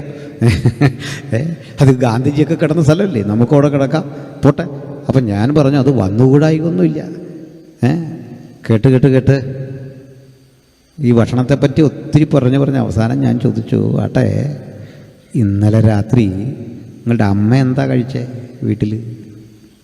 ആട്ടിറച്ചിയ? ഇന്നലെ ഉച്ചയ്ക്ക് നിങ്ങളുടെ മോള് നിങ്ങളിവിടോട്ട് വരുമ്പോൾ കണ്ടിട്ട് പോകുന്ന കുഞ്ഞില്ലേ, അവളെന്താ ഇന്നലെ ഉച്ചയ്ക്ക് കഴിച്ചേ? അവൾക്കൊരു പാല് വാങ്ങി കൊടുക്കാൻ നിങ്ങളുടെ ഭാര്യ എവിടൊക്കെ അലഞ്ഞു കാണും, ഓർമ്മയുണ്ടോ? കുറേ കഠിനഹൃദയർ കരയാൻ തുടങ്ങി. ഞാൻ അവരോട് സുവിശേഷം പറഞ്ഞു, ഞങ്ങൾ ഈ ജോലിയൊക്കെ ചെയ്യുന്നുള്ളൂ, അതിന് മതപരിവർത്തനമൊന്നും പറഞ്ഞിട്ട് കാര്യമില്ല, നിങ്ങളിതൊക്കെ ചെയ്തു നോക്ക്, മാറ്റം ഉണ്ടാവും. ഞാൻ യേശുവിനെ സ്വീകരിക്കാൻ അവരോടും പറഞ്ഞു. എന്താ ഇത് പറയാൻ കാരണം? ഈ അവരുടെ ഉള്ളിൽ അങ്കുരിച്ച ആ കണ്ണീരില്ലേ, കുറ്റബോധം. ഇതുപോലെ ഗുണ്ടയുടെ അടുത്ത് ഞാൻ ചോദിച്ചു. അയാൾ പറയാണ്, സാർ ഉറക്കം വരുന്നില്ല, കണ്ണടയ്ക്കുമ്പോൾ ആ കൊന്നുകളഞ്ഞ മനുഷ്യൻ്റെ അവസാന നിമിഷത്തെ പ്രാണന് വേണ്ടി കെഞ്ചിയുള്ള ഒരു നോട്ടം സ്വപ്നത്തിൽ കാണുക, സ്വസ്ഥതയില്ല. ഒരു ഘട്ടം പറയാണ്, പിന്തിരിഞ്ഞോടിയിട്ടും പിന്നാലെ ഞങ്ങൾ 2-3 പേർ ചെന്നൊരുത്തനെ ആക്രമിച്ചു. കൊല്ലരുതേ എന്ന് പറയുന്ന ആ മനുഷ്യൻ്റെ വാക്ക് കേൾക്കാൻ പറ്റിയില്ല. സ്വസ്ഥതയില്ല, സന്തോഷമില്ല, സമാധാനമില്ല. എന്തിനായി ജീവിതം? ഞാനെന്തിനാ ഇത്രയൊക്കെ പറഞ്ഞേ? എൻ്റെ സഹോദരീ സഹോദരന്മാരെ, ഇവിടെയാണ് നാം വിശ്വസിക്കുന്ന സുവിശേഷത്തിൻ്റെ പ്രസക്തി. അതിൻ്റെ സൗന്ദര്യം അതല്ലേ? അതിൻ്റെ മഹനീയത അതല്ലേ? അതിൻ്റെ ചൈതന്യം അതല്ലേ? ഹല്ലേലൂയ! ഇത്തരം കുറേ മനുഷ്യർ അന്ന് ഇസ്രയേലിലുണ്ട്. ആർക്കും വേണ്ടാത്ത സ്ത്രീകൾ, ആർക്കും വേണ്ടാത്ത ചുങ്കം പിരിവുകാർ, ആർക്കും വേണ്ടാത്ത മത്സ്യത്തൊഴിലാളികൾ. പല കാരണങ്ങളാണ്. ചുങ്കം പിരിവുകാരൻ ചെയ്യുന്നത് ഗുണ്ടാപ്പണിയാ. അവൻ അതിശക്തമായി ആക്രമിച്ച് കയ്യിലുള്ളതൊക്കെ പിടിച്ചു മേടിക്കുക. യാതൊരു കരുണയുമില്ല. എന്താ മത്സ്യത്തൊഴിലാളികളുടെ പ്രശ്നം? ആ സഹോദരങ്ങൾ മോശപ്പെട്ടവരായിട്ടല്ല, മറിച്ച് അവർക്കൊരു നല്ല വസ്ത്രം ധരിക്കാൻ സമയമില്ല. രാവിലെക്കോളം അവർ കടലില്ല. ആ കടലിൽ നിന്ന് കയറി വരുന്നവൻ്റെ ശരീരത്തുള്ള മത്സ്യഗന്ധമില്ലേ? ഇത് പരിഷ്കാരികളെന്ന് കരുതുന്ന മനുഷ്യർ അധ്വാനിച്ച മനുഷ്യൻ്റെ ആ ഗന്ധത്തിന് വില കൽപ്പിക്കുന്നില്ല. ഇന്നത്തെ കുട്ടികൾക്കൊക്കെ അത് ബോധ്യപ്പെട്ടു തുടങ്ങിയിട്ടുണ്ട്. സമൂഹം മാറിയിട്ടുണ്ട്. നല്ലത്. പണ്ടങ്ങനെയല്ല. ഇവരെ പറ്റി പിറുവിറുക്കുക, അവരെ വേണ്ട. ഇനിയുണ്ട് ആട്ടിടയന്മാരെ. ആഴ്ചകൾ അവർ ഫീൽഡിലാണ്. അവരോട് ആർക്കും ബഹുമാനമില്ല, ആദരവില്ല, സന്തോഷമില്ല. വിധി കൊണ്ടുവന്നൊരു സ്ത്രീയെ മോശപ്പെട്ട സ്ത്രീയാക്കി. അവൾ ഒറ്റയ്ക്ക് തുനിഞ്ഞതല്ലല്ലോ, അവളല്ലല്ലോ കുറ്റവാളി, അവൾ മാത്രമല്ലല്ലോ. രക്ഷപ്പെടാൻ വഴിയില്ല. ജോലിക്കാരും വിളിക്കില്ല. ആര് വിളിക്കാൻ? ഒരു വീട്ടിൽ നിർത്താൻ പറ്റില്ല. ഈ സ്ത്രീയും അവിടെ ഉണ്ട്. അവർക്ക് ആവശ്യം നമുക്കിത് എത്രയും പെട്ടെന്ന് തീർക്കണേ. ഗുരു, ഞങ്ങൾ കൃത്യം കണ്ടതാ. ഇവൾ ചെയ്ത തെറ്റൊക്കെ പിടിച്ചതാ. ഇനി ഒറ്റ വഴി, മോശയുടെ ന്യായപ്രമാണത്തിൽ പറയും പോലെ നമുക്കിവളെ കല്ലെറിയണം. എറിയാൻ വിരുദ്ധന്മാർ കാത്തു നിൽക്കുക. കല്ലെടുത്തു. ശിക്ഷയൊന്നും യേശു നിഷേധിച്ചില്ല. ന്യായപ്രമാണം പോലെ തന്നെ പോട്ടെ. എറിഞ്ഞോ? എറിയും മുമ്പൊരു കാര്യം, നിങ്ങളിൽ പാപമില്ലാത്തവർ അവളെ കല്ലെറിയണം. അനുവാദം തന്നിരിക്കുക. ആ അനുവാദം ഇത്രയും നാളും കിടന്നിട്ടും കൈവങ്ങാത്തത് എന്തുകൊണ്ടാണ്? ഏതോ ചില കുറവുകൾ എല്ലാ മനുഷ്യനെയും ഭരിക്കുന്നു. ആ അപൂർണതയുള്ളവർ ആ മനുഷ്യനെ ഇത് വെച്ച് നമ്മൾ സമൂഹത്തെ ട്രീറ്റ് ചെയ്യണ്ടേ? എന്തുപറ്റി? ഒടുക്കം ഈ സ്ത്രീ ഏറ് കൊള്ളാൻ കാത്തു നിൽക്കുക. ആ രംഗം ഒന്നാലോചിച്ച് എത്ര ഭീകരമാണ്. കല്ലെറിഞ്ഞെറിഞ്ഞെറിഞ്ഞ് കൽക്കൂന കൊട്ടുന്ന നിമിഷങ്ങൾക്ക് കാത്തു കാത്തു കാത്തു നിൽക്കേ. ആരും അറിയുന്നില്ല. യേശു കുനിഞ്ഞ് നിലത്തെഴുതിക്കൊണ്ടിരുന്നു എന്നാണ്. എല്ലാവരും പോയപ്പോൾ ഈ ഗുരു ചോദിക്കുക, മകളെ വന്നാട്ടെ. ആരും കല്ലെറിഞ്ഞില്ലല്ലേ? ഇല്ല. ഞാനിവിടെ ഒരു കാര്യം ഒന്ന് ചേർത്ത് പൂരിപ്പിക്കാം. പിണങ്ങലിൽ ഗതകാലത്തൊരു ക്ലാസ് എടുക്കുമ്പോൾ ഒരു ചോദ്യം ജനങ്ങളിൽ നിന്ന് വന്നു. യേശുവിന് പാപം ചെയ്യാൻ സാധിക്കുമോ? ഇതാണ് ചോദ്യം. പാപം ചെയ്യാൻ സാധിക്കുമായിരുന്നു, പക്ഷെ പിടിച്ച് ചെയ്യുന്നില്ലെന്ന് വെച്ചതാണോ? നമ്മുടെയൊക്കെ കൂട്ടന്നെ അങ്ങനെയാണോ? അതോ നാച്ചുറലി പാപം ചെയ്യാമായിരുന്നു, പക്ഷെ വേണ്ടാന്ന് വെച്ചതാണോ? അതോ പാപം ചെയ്യാൻ നേരം ഈ കൃപ വന്നിട്ട് അതിനെ മാറ്റിയതാണോ? ഒറ്റവാക്കി പറയാം, യേശുവിന് പാപം ചെയ്യാൻ സാധിക്കില്ല, കഴിയില്ല. അപ്പം നമ്മൾ ചോദിക്കും, അനന്തരം പിശാചിനാൽ പരീക്ഷിക്കേണ്ടതിന് യേശുവിനെ ആത്മാവ് മരുഭൂമിയിലേക്ക് നടത്തി. മത്തായി സുവിശേഷം 4 കാണുക. പിശാച് അവനെ പരീക്ഷിച്ചു. അപ്പം അതെങ്ങനെ നോക്കുന്നത്? പറയാം. ഈ പറയുന്നത് രാഷ്ട്രീയം വന്നിരിക്കല്ലേ. നമ്മുടെ നെഹ്റുജിയുടെ സ്വന്തം ഭൂമിയിൽ 27 റെയിൽവേ സ്റ്റേഷൻ ഉണ്ടായിരുന്നു എന്നാ കണക്ക്. 27. അത്രയും സമ്പന്നനായിരുന്നാണ്. അപ്പോൾ ഈ രാഹുൽ ഗാന്ധിയുടെ പേരിലൊരു കേസ് വന്നു അടുത്ത കാലത്ത്. അദ്ദേഹം സോണിയാജിയുമല്ല എന്തോ തട്ടിപ്പ് നടത്തിയെന്ന്. ഞാൻ വ്യക്തിപരമായി അങ്ങനെ അദ്ദേഹം ഒരു തട്ടിപ്പ് നടത്തിയായിട്ട് വിശ്വസിക്കുന്നില്ല. എനിക്കങ്ങനെ വിശ്വസിക്കുന്ന തടസ്സമൊന്നുമില്ലല്ലോ, കരുതുന്നില്ല. എൻ്റെ കാര്യമാണ് പറഞ്ഞത്. അത് ഞാൻ അദ്ദേഹത്തിൻ്റെ പൊളിറ്റിക്സിനെ യോജിക്കുന്നുകൊണ്ടല്ല, വിശ്വസിക്കുന്നില്ല. കാരണം ഇത്രയും സമ്പന്നത ഉള്ള പശ്ചാത്തലത്തിലുള്ളൊരു മനുഷ്യനെ അങ്ങനെ ചെയ്തോ എന്ന് വിശ്വസിക്കാൻ പറ്റണില്ല. എൻ്റെ കയ്യിൽ എവിഡൻസ് ഇല്ല. മറ്റൊരു കാര്യമാണ് പറയുന്നത്. നമ്മുടെ സുനിൽ പാസ് അധ്യക്ഷനാണല്ലോ, ക്ഷമിക്കണം, സുനിൽ പാസ്റ്റർ രാഹുൽ ഗാന്ധിയോട് പറയുകയാണ്, സാറേ, പത്തനാപുരത്ത് അല്ലെ പുനലൂർ റോഡരികിൽ ഒരു 5 സെൻറ്റ് സ്ഥലം ഞാൻ സാറിന് തരാൻ പോകാമെന്ന് പറഞ്ഞാൽ അദ്ദേഹം വരുമോ? അദാനി വരുമോ ഇത് വാങ്ങാൻ? 5 സെൻറ്റ് അംബാനി വരുമോ? ഉദാരതയുള്ളൊരു മനുഷ്യനാ. പക്ഷേ ഇതേ ചോദ്യം സുൽപാഷക്ക് ധൈര്യമുണ്ട് എന്നോടൊന്നും ചോദിച്ചു നോക്കി, ഞാൻ കളി കാണിച്ചു കൊടുക്കാം, ഞാൻ വെല്ലുവിളിക്കുക. കാരണം എന്താ? കാരണം ഇത്രയുള്ളൂ, നമുക്ക് ഇത് വലിയ കാര്യമൊന്നും ഈ 5 സെൻറ്റ് വഴിയരിയില്ലേ. ആയിരക്കണക്കിന് പോർട്ട് സ്വന്തമുള്ള അദാനിക്ക് 5 സെൻറ്റ് നമ്മുടെ എന്തിനു വേണം? നമുക്ക് മനസ്സിലായില്ല. രാഹുൽ ഗാന്ധിക്ക് എന്തിനു വേണം ഇത്? നമ്മുടെ പൊളിറ്റീഷ്യന്മാരെ കൊടുക്കുക, അതിർത്തോ കുഴപ്പമൊന്നുമില്ലാതെ എല്ലാവരെയും പറ്റിയാണ് പറയുന്നത്. അല്ലെ മോഡിജിക്ക് എന്തിനാണ് നിങ്ങൾ കൊടുക്കുന്ന ഈ സാധനം? വേണ്ട, ആവശ്യമില്ല. അങ്ങനെയെങ്കിൽ സ്വർഗീയ മഹിമ വെടിഞ്ഞ് താണലോകത്തിലേക്ക് വന്നവനെ എന്തോന്ന് കാട്ടിയാന്ന് പരീക്ഷിക്കുന്നത്. മനസ്സിലായില്ല? നിങ്ങൾ കൊടുക്കുന്ന ഭൂമിയാ, വിലപിടിപ്പുള്ള വാച്ച, സ്വർണ്ണ പരീക്ഷിച്ച് എന്ത് കാണിച്ചാൽ യേശു വീഴും. കടുകുമണി വലിപ്പമുള്ള ഭൂമിയുടെ അറ്റത്തിരുന്നുകൊണ്ട് വീണെന്നെ നമസ്കരിച്ച ഇതൊക്കെ തരാമെന്ന് പറഞ്ഞപ്പോൾ ഫലിതമല്ലേ, കോമഡിയല്ലേ? ഇത് സൃഷ്ടിച്ചവനോടാ പറഞ്ഞു ഇത് തരാമെന്ന് നമസ്കരിച്ച. അങ്ങനെയെങ്കിൽ അല്പം കൂടെ കടത്തി പറയാം. യേശുവിനെ പരീക്ഷിക്കാൻ ഒരു സ്ത്രീക്ക് സാധിക്കായിരുന്നു. സുന്ദരിയായൊരു സ്ത്രീ യേശുവിനെ ആകർഷിച്ച സൗന്ദര്യ വലയത്തിൽ വീഴിച്ച് യേശുവിനെ തന്നിലേക്ക് ആകർഷിക്കാൻ കഴിയുമായിരുന്നു. ഏത് സുന്ദരിക്കാണ് യേശുവിനെ ആകർഷിക്കാൻ കഴിയുക? സാധിക്കില്ല. അതിൻ്റെ കാരണം തെറ്റുകാരി എടുക്കുക, കുറ്റവാളി എടുക്കുക. ഒരു കുടം കുറ്റവാളി, അത്തരം ഒരു സ്ത്രീ, ഒരഭിസാരിക, കടത്തി പറയാം. ആ സ്ത്രീ നോക്കിയാൽ യേശുവിനെ വശീകരിച്ചൊപ്പം നിർത്താൻ പറ്റാത്ത എന്താണെന്ന് അറിയണ്ടേ? ആ സ്ത്രീ യേശുവിൻ്റെ അടുത്തേക്ക് വന്നെന്ന് കുട്ടിയോ, ഇതുവരെ കിട്ടാത്തൊരു പരിഗണന യേശുവിൽ നിന്ന് നമുക്ക് കിട്ടും. കാരണം എന്താണെന്ന് അറിയണ്ടേ? ഇവിടെ പെൺകുട്ടികളുള്ള അപ്പന്മാരുണ്ടല്ലോ. പെൺകുട്ടികളുള്ള അപ്പന്മാർക്കൊരു കാര്യം അറിയാം, മക്കളെത്ര പ്രായമായാലും അവർക്ക് വലിയൊരു ഇഷ്ടമുണ്ട് നമ്മളിൽ നിന്ന് ഇങ്ങനെ ചേർത്ത് നിർത്തുന്നത്. മക്കളിഞ്ഞ് വന്നേ, അപ്പനൊന്ന് തൊടുന്ന വലിയ സന്തോഷം എന്ന് പറഞ്ഞാൽ ഈ മോശപ്പെട്ട സ്ത്രീക്കും യേശു എന്ന് തൊട്ടാൽ പിതൃസഹജമായൊരു വാത്സല്യമാണ്, ജ്യേഷ്ഠൻ്റെ കാരുണ്യമാണ്.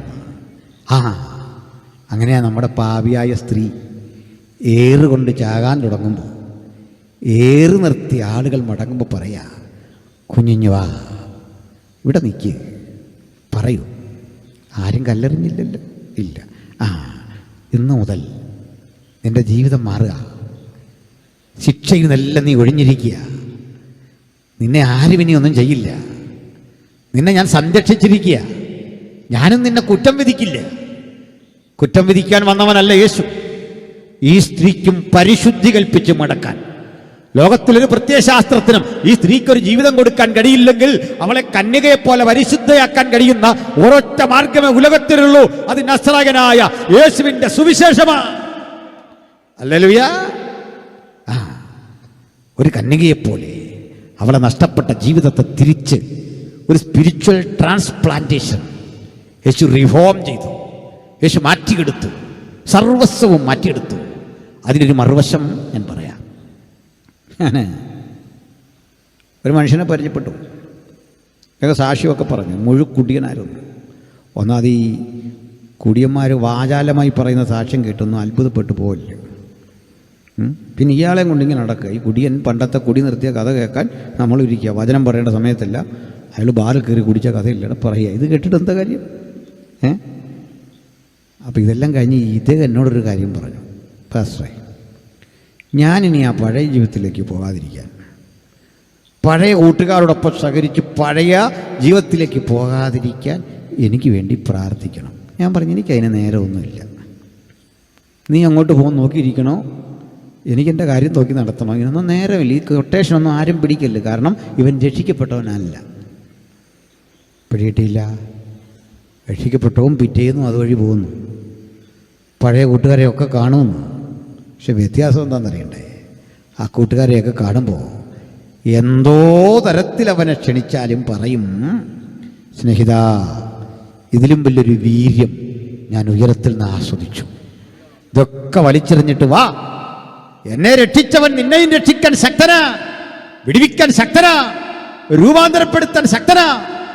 ഇത് പറയാൻ അവൻ ആർജവമുള്ളിടത്തോളം അവന് പാപം ചെയ്യാനാവില്ല, തെറ്റിലേക്ക് പോകാനാവില്ല, വീണ്ടും കള്ളു കുടിക്കാനാവില്ല, ആ വഴി മാറാൻ കഴിയില്ല. കാരണം ക്രിസ്തുയേശുവിനോടുള്ള ഗാഢമായ ബന്ധവും ലഹരിയെ വെല്ലുന്നൊരു ലഹരിയാന്നീ.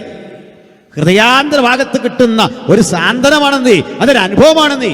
അത് വിട്ടിട്ട് പിന്നെയും ഞാൻ പഴയതുപോലെ പോകാൻ ഇരിക്കാൻ പ്രാർത്ഥിക്കണം എന്ന് പറഞ്ഞാൽ അവൻ ഇന്നും അതിനോടുള്ള താല്പര്യം കുറഞ്ഞില്ല. അവൻ മയം വന്നേ ഉള്ളൂ, നാളെയും കുടിക്കും. വിശ്വസിക്കില്ല സാക്ഷിയൊന്നും. അതിലൊന്നും നമ്മൾ കണ്ടിട്ട് എരിവ് കൊള്ളണ്ട. കാരണം യഥാർത്ഥ മാനസാന്തരപ്പെട്ടവൻ എന്നേക്കുമുള്ള വിട. അതുവഴി പോകുമ്പോൾ പിന്നെ അവനെ ആ ബോർഡ് ആകർഷിക്കില്ല. കുടിച്ചു ബോധം കെട്ട് വഴിയിൽ കിടക്കുന്നവനെ കണ്ട് അവനോട് സഹതാപം തോന്നി പ്രാർത്ഥിക്കും. അവനെ ജീവിതത്തിലേക്ക് മടക്കിക്കൊണ്ടുവരും. ആ കൃപയത്. അപ്പോൾ ഒരു സ്ത്രീയെ കണ്ടു. ഇതിനുള്ളത് സക്കായിയ. ഇതുപോലെ കുറേ മനുഷ്യരാ. സക്കായിക്ക് സമൂഹത്തിൽ വിലയില്ല, നിലയില്ല, അംഗീകാരമില്ല. ആരുണ്ട് എനിക്കെന്നുള്ള ചോദ്യമാണ്. അവഗണിക്കപ്പെട്ട ആളാ. അവനെ ചേർത്ത് പിടിക്കാൻ ആരുമില്ല. ഞാൻ അയാളെ എപ്പോഴും ഓർക്കും. അദ്ദേഹം ഇത്രേ ആഗ്രഹിച്ചുള്ളൂ. പണമുണ്ട്, ആവശ്യത്തിന് വണ്ടിയുണ്ട്, അന്നത്തെ കുതിര വണ്ടിയൊക്കെ ആകും, മക്കളൊക്കെ നല്ല പഠിപ്പിലേക്കാണ്. പക്ഷെ അയാൾക്ക് ഒരാഗ്രഹമുണ്ട് മക്കളെക്കുറിച്ച്. സംഗതിയൊക്കെ കൊള്ളാം, നീ ഈ തൊഴിൽ ചെയ്യണ്ട കേട്ടോ. കാരണം അപ്പൻ ഇപ്പോൾ തന്നെ ആവശ്യത്തിലധികം ശാപമുണ്ട്, ആയിരക്കണക്കിന് മനുഷ്യരുടെ ശാപമുണ്ട്.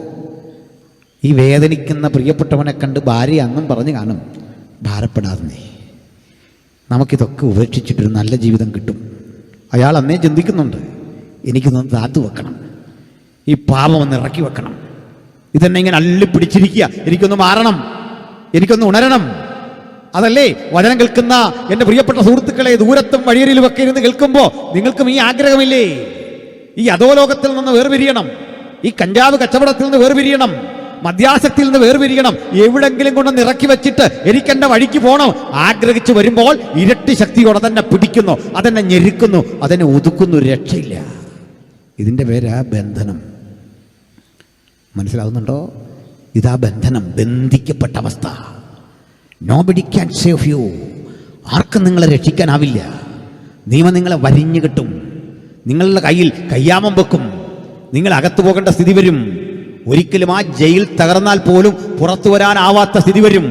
പുറത്തിറങ്ങിയാലും അവഹേളിക്കപ്പെടും. നിർണായകങ്ങളായ ഓരോ കേസും വരുമ്പോൾ നിങ്ങൾ പോലീസ് സ്റ്റേഷനിൽ ചെല്ലേണ്ടി വരും. എന്താ കാരണം? നിങ്ങൾ കുറ്റവാളി എന്ന് ചാപ്പ കുത്തപ്പെട്ട് കഴിഞ്ഞു. രക്ഷയില്ല. നന്നാകാൻ ശ്രമിച്ചാലും രക്ഷയില്ല. കാരണം ആരുടെയും കുറ്റമല്ലെന്നേ, നിന്റെ ഉള്ളിൻ്റെ ഉള്ളിൽ രൂഢമൂലമായി കിടക്കുന്ന ഈ പാവപ്രകൃതം വീണ്ടും ഇത് നിങ്ങളെ കൊണ്ട് ചെയ്യിക്കുമെന്നുള്ള ഒരു ബോധം സമൂഹത്തെ ഭരിക്കുന്നു, പോലീസിനെ ഭരിക്കുന്നു, സംവിധാനത്തെ ഭരിക്കുന്നു. അതുകൊണ്ട് ഭയന്ന പറയുന്ന, നീ ഇവിടെ വരണം, ഒപ്പിടണം. ആ ഉത്സവവേളയിൽ മറ്റൊരു സ്ഥലത്ത് ഗാനമേള നടക്കുന്നിടത്ത്, കൺവെൻഷൻ നടക്കുന്ന ഇടത്ത് ഒക്കെ നിന്റെ ആ പ്രവണതകളെ പോലീസ് ജാഗ്രതയോടെ നോക്കിക്കൊണ്ടിരിക്കുക. പിണങ്ങിയിട്ടല്ല സുഹൃത്തെ, ഒരു സമൂഹത്തെ അവർക്ക് രക്ഷിച്ചേ പറ്റൂ. എന്താണ് നിന്റെ ലക്ഷ്യമെന്നറിയില്ല. അതുകൊണ്ട് മുൻകൂട്ടി അറസ്റ്റ് ചെയ്യും, ഇലക്ഷൻ വരുന്നതിന്റെ മുമ്പിൽ അറസ്റ്റ് ചെയ്യും. കാരണം ആ മദ്യവെച്ച് നീ പ്രശ്നമുണ്ടാക്കും, നിന്നെ ഭയമാ സമൂഹത്തിന്, അതുകൊണ്ട് അകത്തിടും. ഇങ്ങനെയുള്ള കുട്ടികൾ ഈ മനുഷ്യനുണ്ടെന്ന് കരുതുക. ആ കുഞ്ഞു വഴിയിലൂടെ പോകുമ്പോൾ സമൂഹത്തിൽ എന്താ വില, എന്താ സ്വീകാര്യത? ക്ലാസ്സിൽ മിടുക്കിയായൊരു കുട്ടിയുണ്ട്. ആ കുട്ടി നീറ്റ് എക്സാം ഒക്കെ പാസ്സായി. അത്രയും മാർക്കില്ലാത്ത ബാർ മുതലാളിയുടെ കുട്ടി, അതിൻ്റെ 4 അയലത്ത് വരാൻ കഴിയാത്ത മിടുക്കും പ്രാഗൽഭ്യമില്ലാത്ത കുട്ടിക്ക് ഇത്രയും പണം കൊടുത്ത്, കോഴ കൊടുത്ത് സ്ഥാപനത്തിൽ പോയി പഠിച്ച് അവൾ ഡോക്ടറാകുമ്പോൾ കഴിവുള്ളൊരു പെൺകുട്ടിയുടെ അവസരം നഷ്ടപ്പെട്ടു. അവൾ കരയുക, അവൾ ദുഃഖിക്കുക, അവൾ വേദനിക്കുക.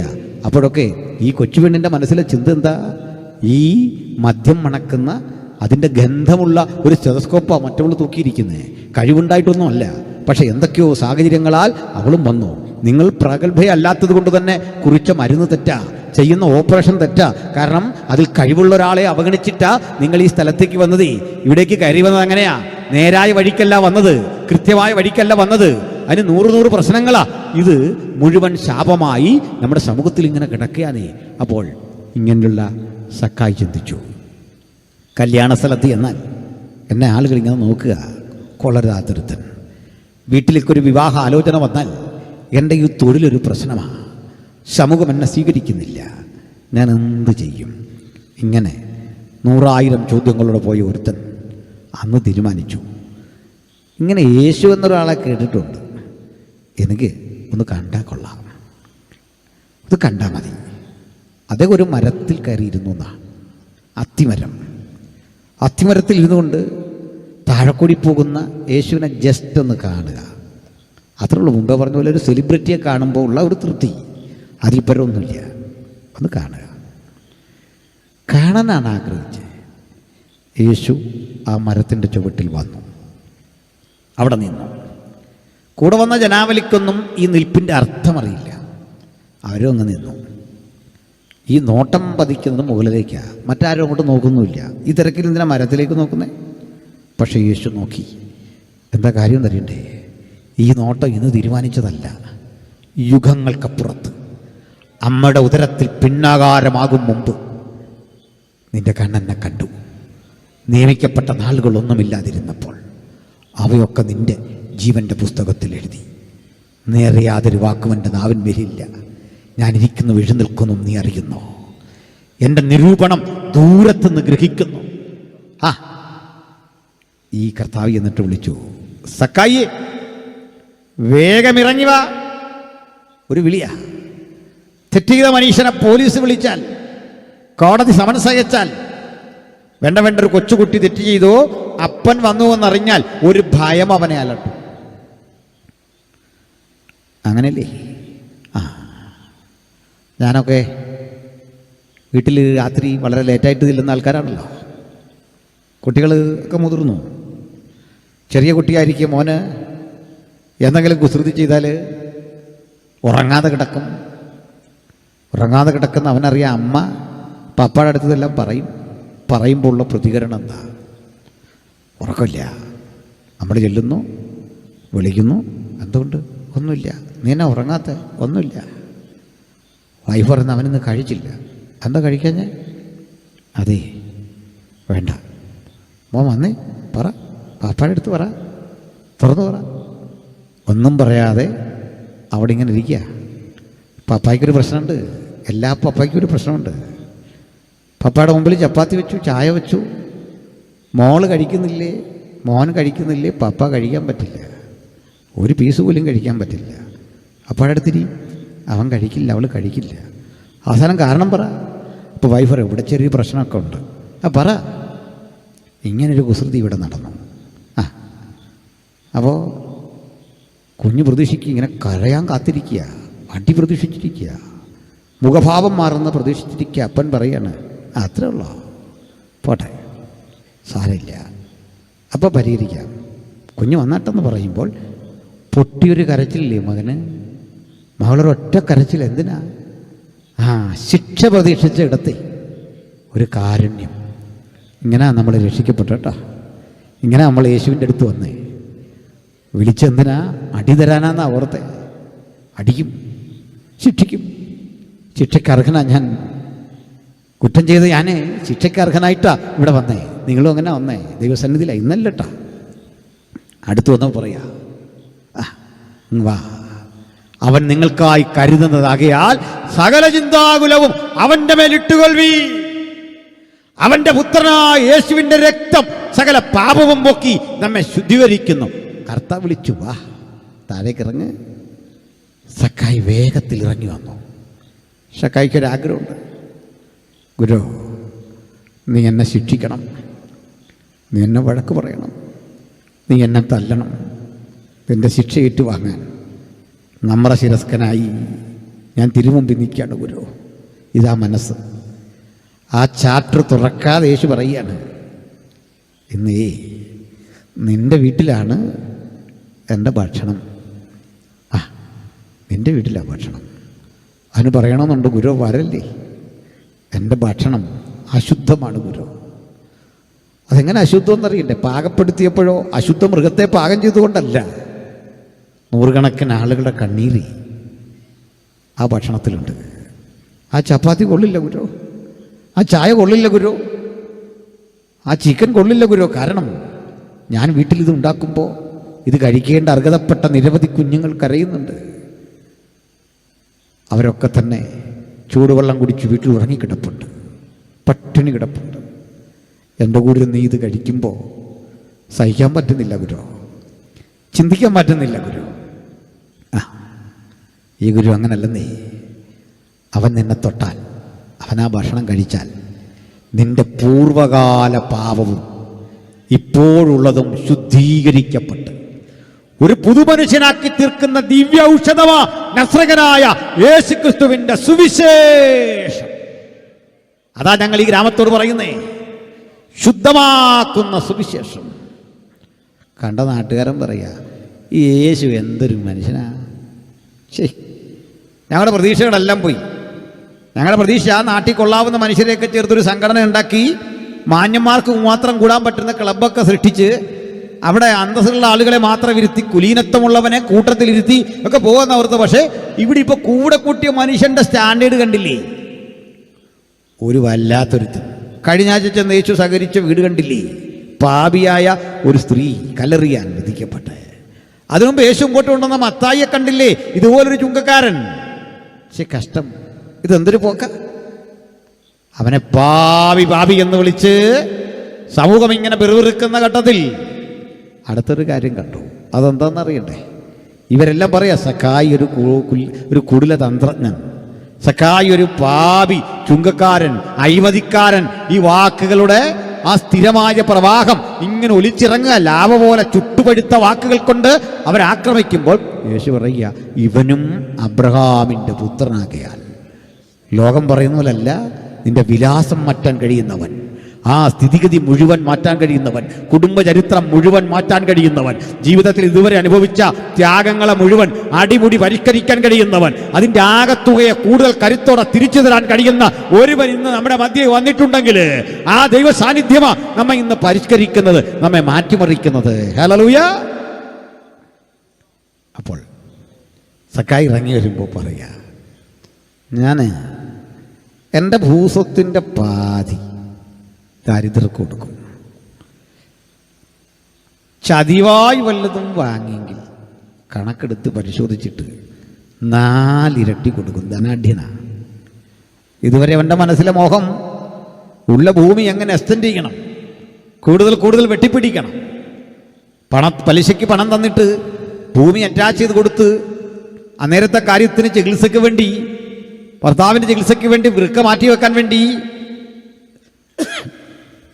ഹാർട്ടിൻ്റെ ഓപ്പറേഷന് വേണ്ടി പണം കൊണ്ടുവരിക. സ്ഥലമെല്ലാം അറ്റാച്ച് ചെയ്തു.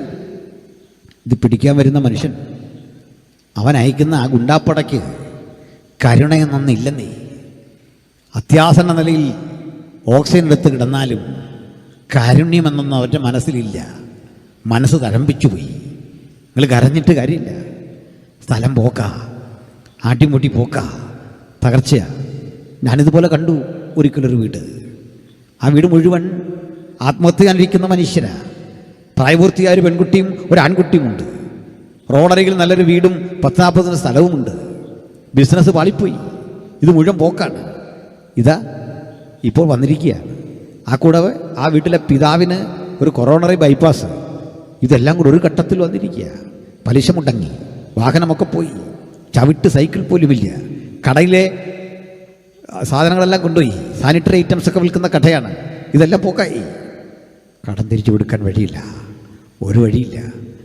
പല ആളുകളോട് പണം വാങ്ങിയിട്ടുണ്ട്. പല ടീമുകൾ പല സമയം വന്ന് രാവെളുക്കോളം ഇരുന്ന് പ്രായപൂർത്തിയായൊരു പെൺകുട്ടിയൊക്കെ ഉള്ള വീട്ടിൽ അശ്ലീലം നിറഞ്ഞ തെറി പറഞ്ഞ് ചീത്ത പറഞ്ഞ് എന്തോർത്താ വാങ്ങിയത് 100 കഥകൾ കേട്ട് കേട്ട് കേട്ട് മടുത്തവര്. അരമുമ്പിൽ ഒറ്റ വഴി, ആത്മഹത്യ. മരിക്കുമെന്ന് പറഞ്ഞാലും തൊട്ടുമുമ്പിൽ മരിച്ചു വീഴുന്ന കണ്ടാലും കരളലിയാത്ത ക്രൂരതയുടെ പേരാ സ്വാർത്ഥത. ഹല്ലേലൂയ. സ്വാർത്ഥത. സ്വാർത്ഥത വെടിയണമെന്നേ. നമ്മൾ നിമിത്തം ഇത്തരം അനർത്ഥങ്ങൾ എവിടെയും ഉണ്ടാകാതെ അതിനെ വചനം പഠിപ്പിച്ചത്, അനേക സമ്പന്നന്മാർക്കുള്ള ധാരാളിത്തമില്ലേ, ബഹുസ്വത്തില്ലേ, ധാരാളം ഭൂമിയില്ലേ, അതിനേക്കാൾ നീതിമാനുള്ള അല്പം നല്ലത്. ആ അല്പമുള്ള ദൈവമക്കൾ ഇന്ന് രാത്രി ഇവിടെയുണ്ട്. ആ അല്പം സന്തോഷിക്കാൻ നമുക്കുള്ള അല്പം, ചെറിയ വീട്ടിൽ, ചെറിയ വണ്ടിയിൽ, ആ ചെറിയ സൗകര്യത്തിൽ സന്തോഷിച്ചിട്ട് പറയാ, നാഥാ, കോടീശ്വരന്റെ ഉള്ളതിനേക്കാൾ സന്തോഷം നീ എൻ്റെ ജീവിതത്തിൽ തന്നല്ലോ, എത്ര ആനന്ദം. ഹല്ലേലൂയ. എത്ര സന്തോഷം. കാരണം മത്സരക്കമ്പോളത്തിൽ ഇറങ്ങി ചിലതൊക്കെ പിടിച്ചു വാങ്ങി എന്ന ചാരിതാർത്ഥ്യത്തെക്കാൾ, ഞാൻ മിടുക്കനാണെന്ന് ലോകം പറയുന്ന ആശികത്തെക്കാൾ എനിക്കിഷ്ടം ഈ ചെറിയ ഭൂമിയിൽ, ഒരു തുണ്ട് ഭൂമിയിൽ സ്വസ്ഥതയോടെ സമാധാനത്തോടെ, ഞാനോ സമാധാനത്തോടെ കിടന്നുറങ്ങും. നീയല്ലോ യഹോവേ എന്നെ നിർഭയം വസിക്കുമാറാക്കുന്നത്. നമ്മെ നിർഭയം വസിക്കാൻ അധികാരം തരുന്ന ആ നല്ല ദൈവത്തിൻ്റെ പാദാന്തിയെ അടുത്തിയല്ല. സഖായി പറയും, ഞാൻ പാതി കൊടുത്തേക്കാം, 4 ഇരട്ടി മടക്കി കൊടുക്കാം. എന്തിനാണെന്നറിയണ്ടേ? എനിക്ക് സമാധാനം മതി, ഇതൊക്കെ കൊടുക്കാമെന്ന്. അപ്പോൾ ക്രിസ്ത്യ ജീവിതം എന്താ? പിടിച്ചു മേടിച്ച ആ സ്വത്തിൻ്റെ കണക്ക് പറഞ്ഞുള്ള സന്തോഷമല്ല. അവൻ്റെ ബാലൻസ് ഷീറ്റിൽ അവൻ കൊടുത്ത് അനുഗ്രഹിക്കപ്പെട്ടതിൻ്റെ കണക്കാണ് എഴുതേണ്ടത്. വീതം വെച്ചപ്പോൾ 3ഉം 4ഉം സഹോദരിമാരുള്ള വീട്ടിൽ നിങ്ങൾ ഈ സഹോദരിക്ക് കൊടുക്കേണ്ടത് കൊടുക്കാതെ, അനുജന് കൊടുക്കേണ്ടത് കൊടുക്കാതെ, ജ്യേഷ്ഠന് കൊടുക്കേണ്ടത് കൊടുക്കാതെ മത്സരിച്ച് പിടിച്ച് കോടതിയിൽ പോയി ഫൈറ്റ് ചെയ്ത് വരുന്നതിനേക്കാൾ നല്ലതാ ഇതെൻ്റെ ചേട്ടനല്ലേ, ഇരിക്കട്ടെന്നേ, സഹോദരിയല്ലേ, ഇരിക്കട്ടെന്നേ.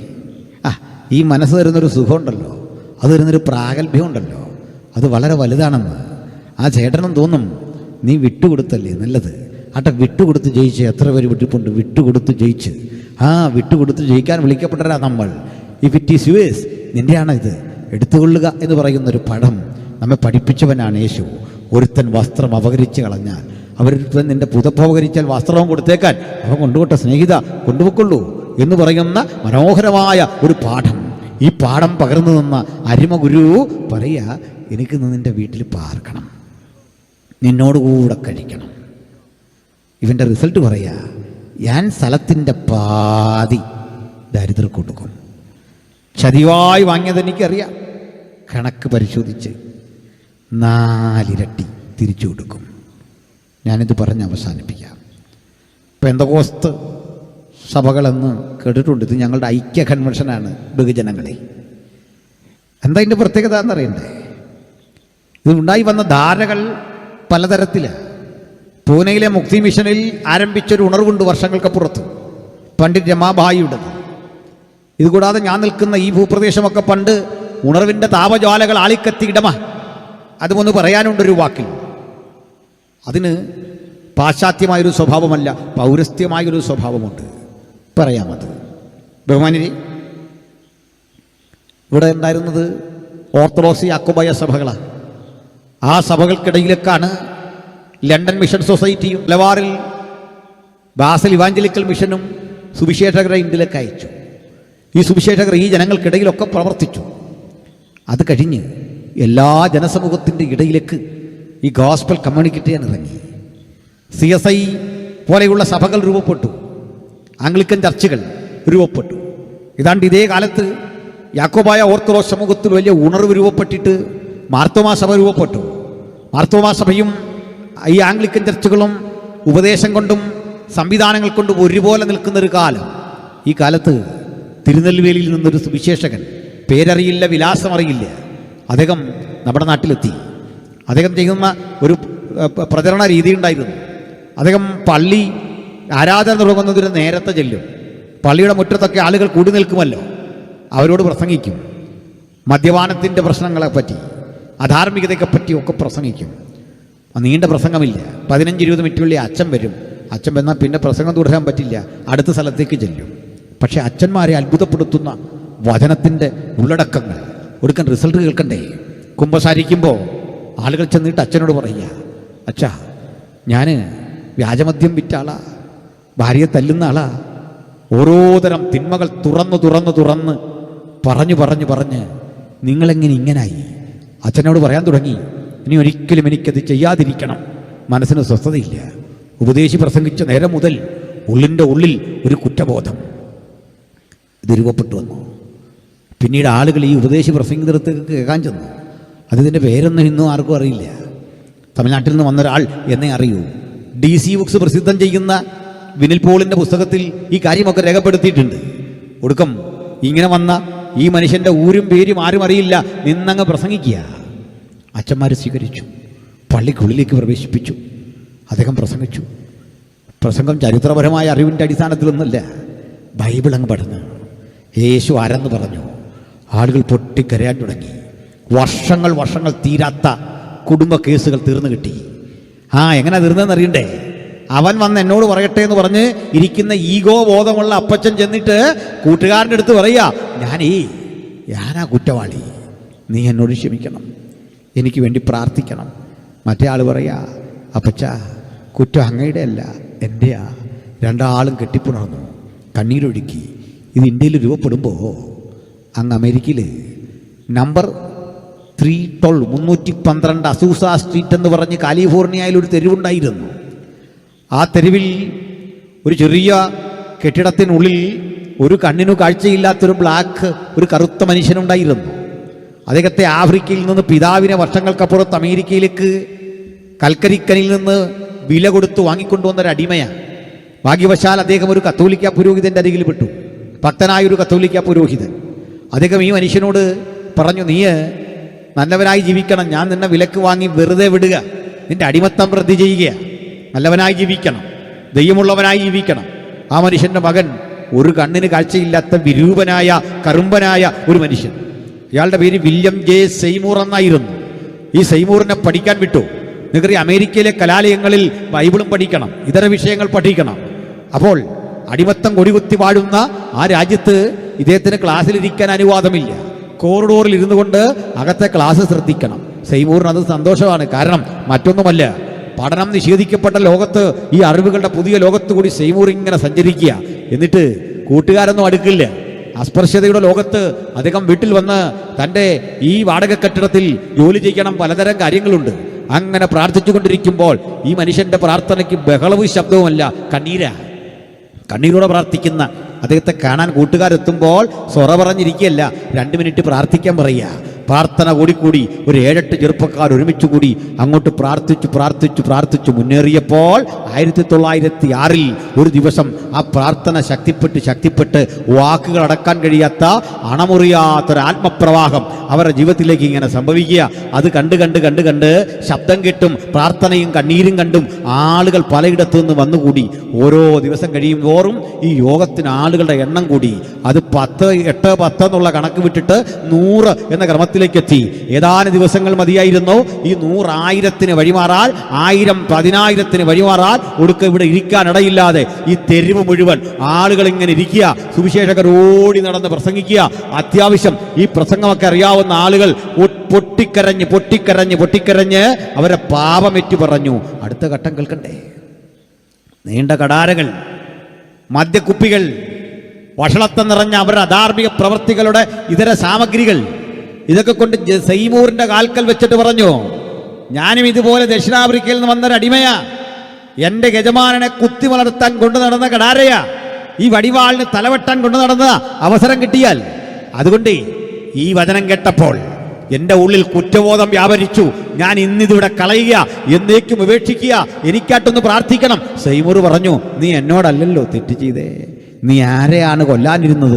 ആ മനുഷ്യനെ കാണണം, ആ പാദത്തിൽ ചെന്ന് വീഴണം, നീ പൊട്ടിക്കരഞ്ഞ് മാപ്പിരക്കണം, ഓടിച്ചെല്ലാൻ പറഞ്ഞു. ആളുകൾ ചെന്ന് യജമാനന്മാരെ കണ്ടിട്ട് പറഞ്ഞു, യജമാനനെ, ഞാൻ നിന്നെ കൊല്ലാനിരുന്നതാ, അവസരം കിട്ടിയ നശിപ്പിക്കാനിരുന്നതാ.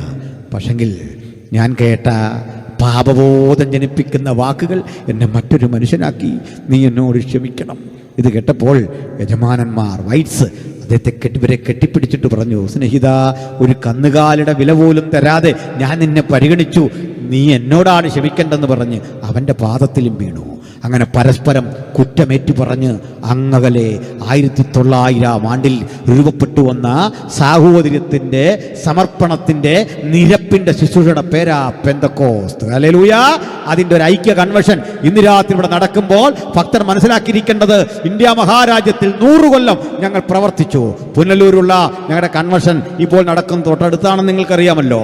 ഇതുപോലെ മുളക്കുഴയുള്ള കൺവെൻഷനുണ്ട്, തിരുവല്ലയിലുള്ള കൺവെൻഷനുണ്ട്, ഞങ്ങളുടെ കൺവെൻഷനുകൾ കുമ്പനാട് നടക്കുന്നുണ്ട്, 100 വർഷത്തെ കൺവെൻഷന്റെ ചരിത്രത്തിൽ പോലീസിനൊരു പെറ്റി കേസ് പോലും രജിസ്റ്റർ ചെയ്യാൻ ഇടകൊടുക്കാത്ത വിധത്തിൽ അക്രമോത്സുകരല്ലാതെ ഈ രാജ്യത്ത് മാതൃകാ സമ്പന്നരായി പ്രവർത്തിച്ച ഒരു സമൂഹത്തിന്റെ വക്താവ് എന്ന നിലയിൽ ഈ കൺവെൻഷനിൽ പങ്കെടുക്കാൻ അവസരം കിട്ടിയ ദൈവമക്കളെ ഓർത്ത് ഞാൻ ദൈവത്തെ തുതിക്കുന്നു. രാജ്യം ഭരിക്കുന്ന ഭരണാധികാരികൾക്ക് വേണ്ടി ആത്മാർത്ഥമായി പ്രാർത്ഥിക്കുമെന്ന് ഉറപ്പുള്ള ഒരു ജനതയുടെ രൂപവൽക്കരണത്തിന് കുറ്റബോധത്തെ, കുറ്റകൃത്യത്തെ എന്നേക്കും റദ്ദ് ചെയ്തുകൊണ്ട് ഒരു നവജീവിതത്തിന്റെ പരിശുദ്ധാത്മന്റെ ജീവിതം നമുക്ക് പ്രദാനം ചെയ്ത മാർഗത്തിന്റെ പേരാ പെന്തക്കോസ്ത്. പ്രിയരെ, ഇന്നിവിടെ വന്നിരിക്കുന്ന എൻ്റെ പ്രിയപ്പെട്ട സഹോദരങ്ങൾ അറിയുക, പെന്തക്കോസ്തിൻ്റെ ശക്തി നമ്മുടെ ഇടയിൽ വ്യാപരിച്ച ആ ക്രിസ്തു സാന്നിധ്യമാണ്. നമ്മുടെ ഇടയിൽ വ്യാപരിച്ച പരിശുദ്ധാത്മ സാന്നിധ്യമാണ്. ദൂരത്തും ചാരത്തുമിരുന്ന് ഈ വാക്ക് കേൾക്കുന്നവരെ, കൊടും കുറ്റവാളിക്കും മനം തുറന്ന് യേശുവിനെ സ്വീകരിക്കാൻ അവസരമുണ്ടെങ്കിൽ നിന്റെ പാപത്തിൻ്റെ ഭൂതകാലം ഓർക്കാതെ ഒരു പുതുമനുഷ്യനായി ഇന്ന് രാത്രി നിന്നെ യേശു മാറോട് ചേർത്ത് നിർത്തും. ഹൃദയമേകീകരിക്കപ്പെട്ട് പ്രാർത്ഥിക്കുന്ന പ്രാർത്ഥനയ്ക്ക് നാളെയല്ല ഇന്നുത്തരം, ഈ നിമിഷം ഉത്തരം. ഈ പന്തലിലുള്ളിരിക്കുന്ന ഭൂരിപക്ഷം പേരും യേശുവിനെ അറിഞ്ഞവരാ. സന്തോഷം. ഇതിനകത്തോ പുറത്തോ ഞങ്ങളുടെ ശ്രദ്ധയിൽപ്പെടാത്ത ഒരാളെങ്കിലും ഉണ്ടെങ്കിൽ ാളിപ്പിടുത്തത്തിൽ നിന്ന് എനിക്കൊന്ന് രക്ഷപ്പെടണം, എനിക്കായി പ്രാർത്ഥിക്കണം, എനിക്കൊരു പുതുമനുഷ്യനാകണം, ഈ ആഗ്രഹമുള്ള ഒരാളെങ്കിലും ഉണ്ടോ? നിങ്ങൾക്ക് വേണ്ടിയാ ഈ യോഗം. ഞങ്ങൾ പ്രാർത്ഥിക്കാൻ പോകുകയാണ്. നിങ്ങൾ ചെയ്യാനിരുന്നതും ചെയ്തതുമായ കുറ്റകൃത്യങ്ങളെ മുഴുവൻ എന്നേക്കും ഇല്ലായ്മ വരുത്തിക്കൊണ്ട് ഒരു പുത്തൻ ജീവിതാനുഭവത്തിലൂടെ നയിക്കാൻ പ്രാപ്തനായി ക്രിസ്തു പറയുക, എൻ്റെ നാമത്തിൽ കൂടി വരുന്നവരുടെ നടുവിൽ ഞാനുണ്ട്. ഇപ്പോൾ തന്നെ ആ ക്രിസ്തു സാന്നിധ്യം നമ്മുടെ മധ്യ ഭരിക്കുന്നു. കണ്ണുകളടച്ചട്ടെ, ഒരു വേള കണ്ണുകളടച്ചട്ടെ. ഈ നാടിന് വേണ്ടി പ്രാർത്ഥിച്ചട്ടെ, ദേശത്തിനായി പ്രാർത്ഥിച്ചട്ടെ. അവൻ ചില കെട്ടുകൾ അഴിച്ചു ബന്ധിതരെ വിമോചിതരാക്കി മാനസാന്തരത്തിലേക്ക് നയിക്കാൻ പ്രാപ്തമാക്കുന്നൊരു സന്ദേശം നമ്മൾ അയച്ചു കഴിഞ്ഞു. കർത്താവ് തൊടട്ടെ, നമുക്ക് പ്രാർത്ഥിക്കാം. കേൾക്കപ്പെട്ട സന്ദേശത്തിൻ്റെ അടിസ്ഥാനത്തിൽ എനിക്ക് യേശുവിൻ്റെ മകനാകണം, യേശുവിൻ്റെ മകളാകണം. തിന്മ നിറഞ്ഞ ജീവിതത്തെ എന്നേക്കും ദൂരീകരിച്ചൊരു പുതിയ ജീവിതം ലഭിക്കണം. അർത്ഥവത്തായ ജീവിതം, സന്തോഷനിർഭരമായ ജീവിതം. നിങ്ങൾക്ക് ആഗ്രഹമുണ്ടോ?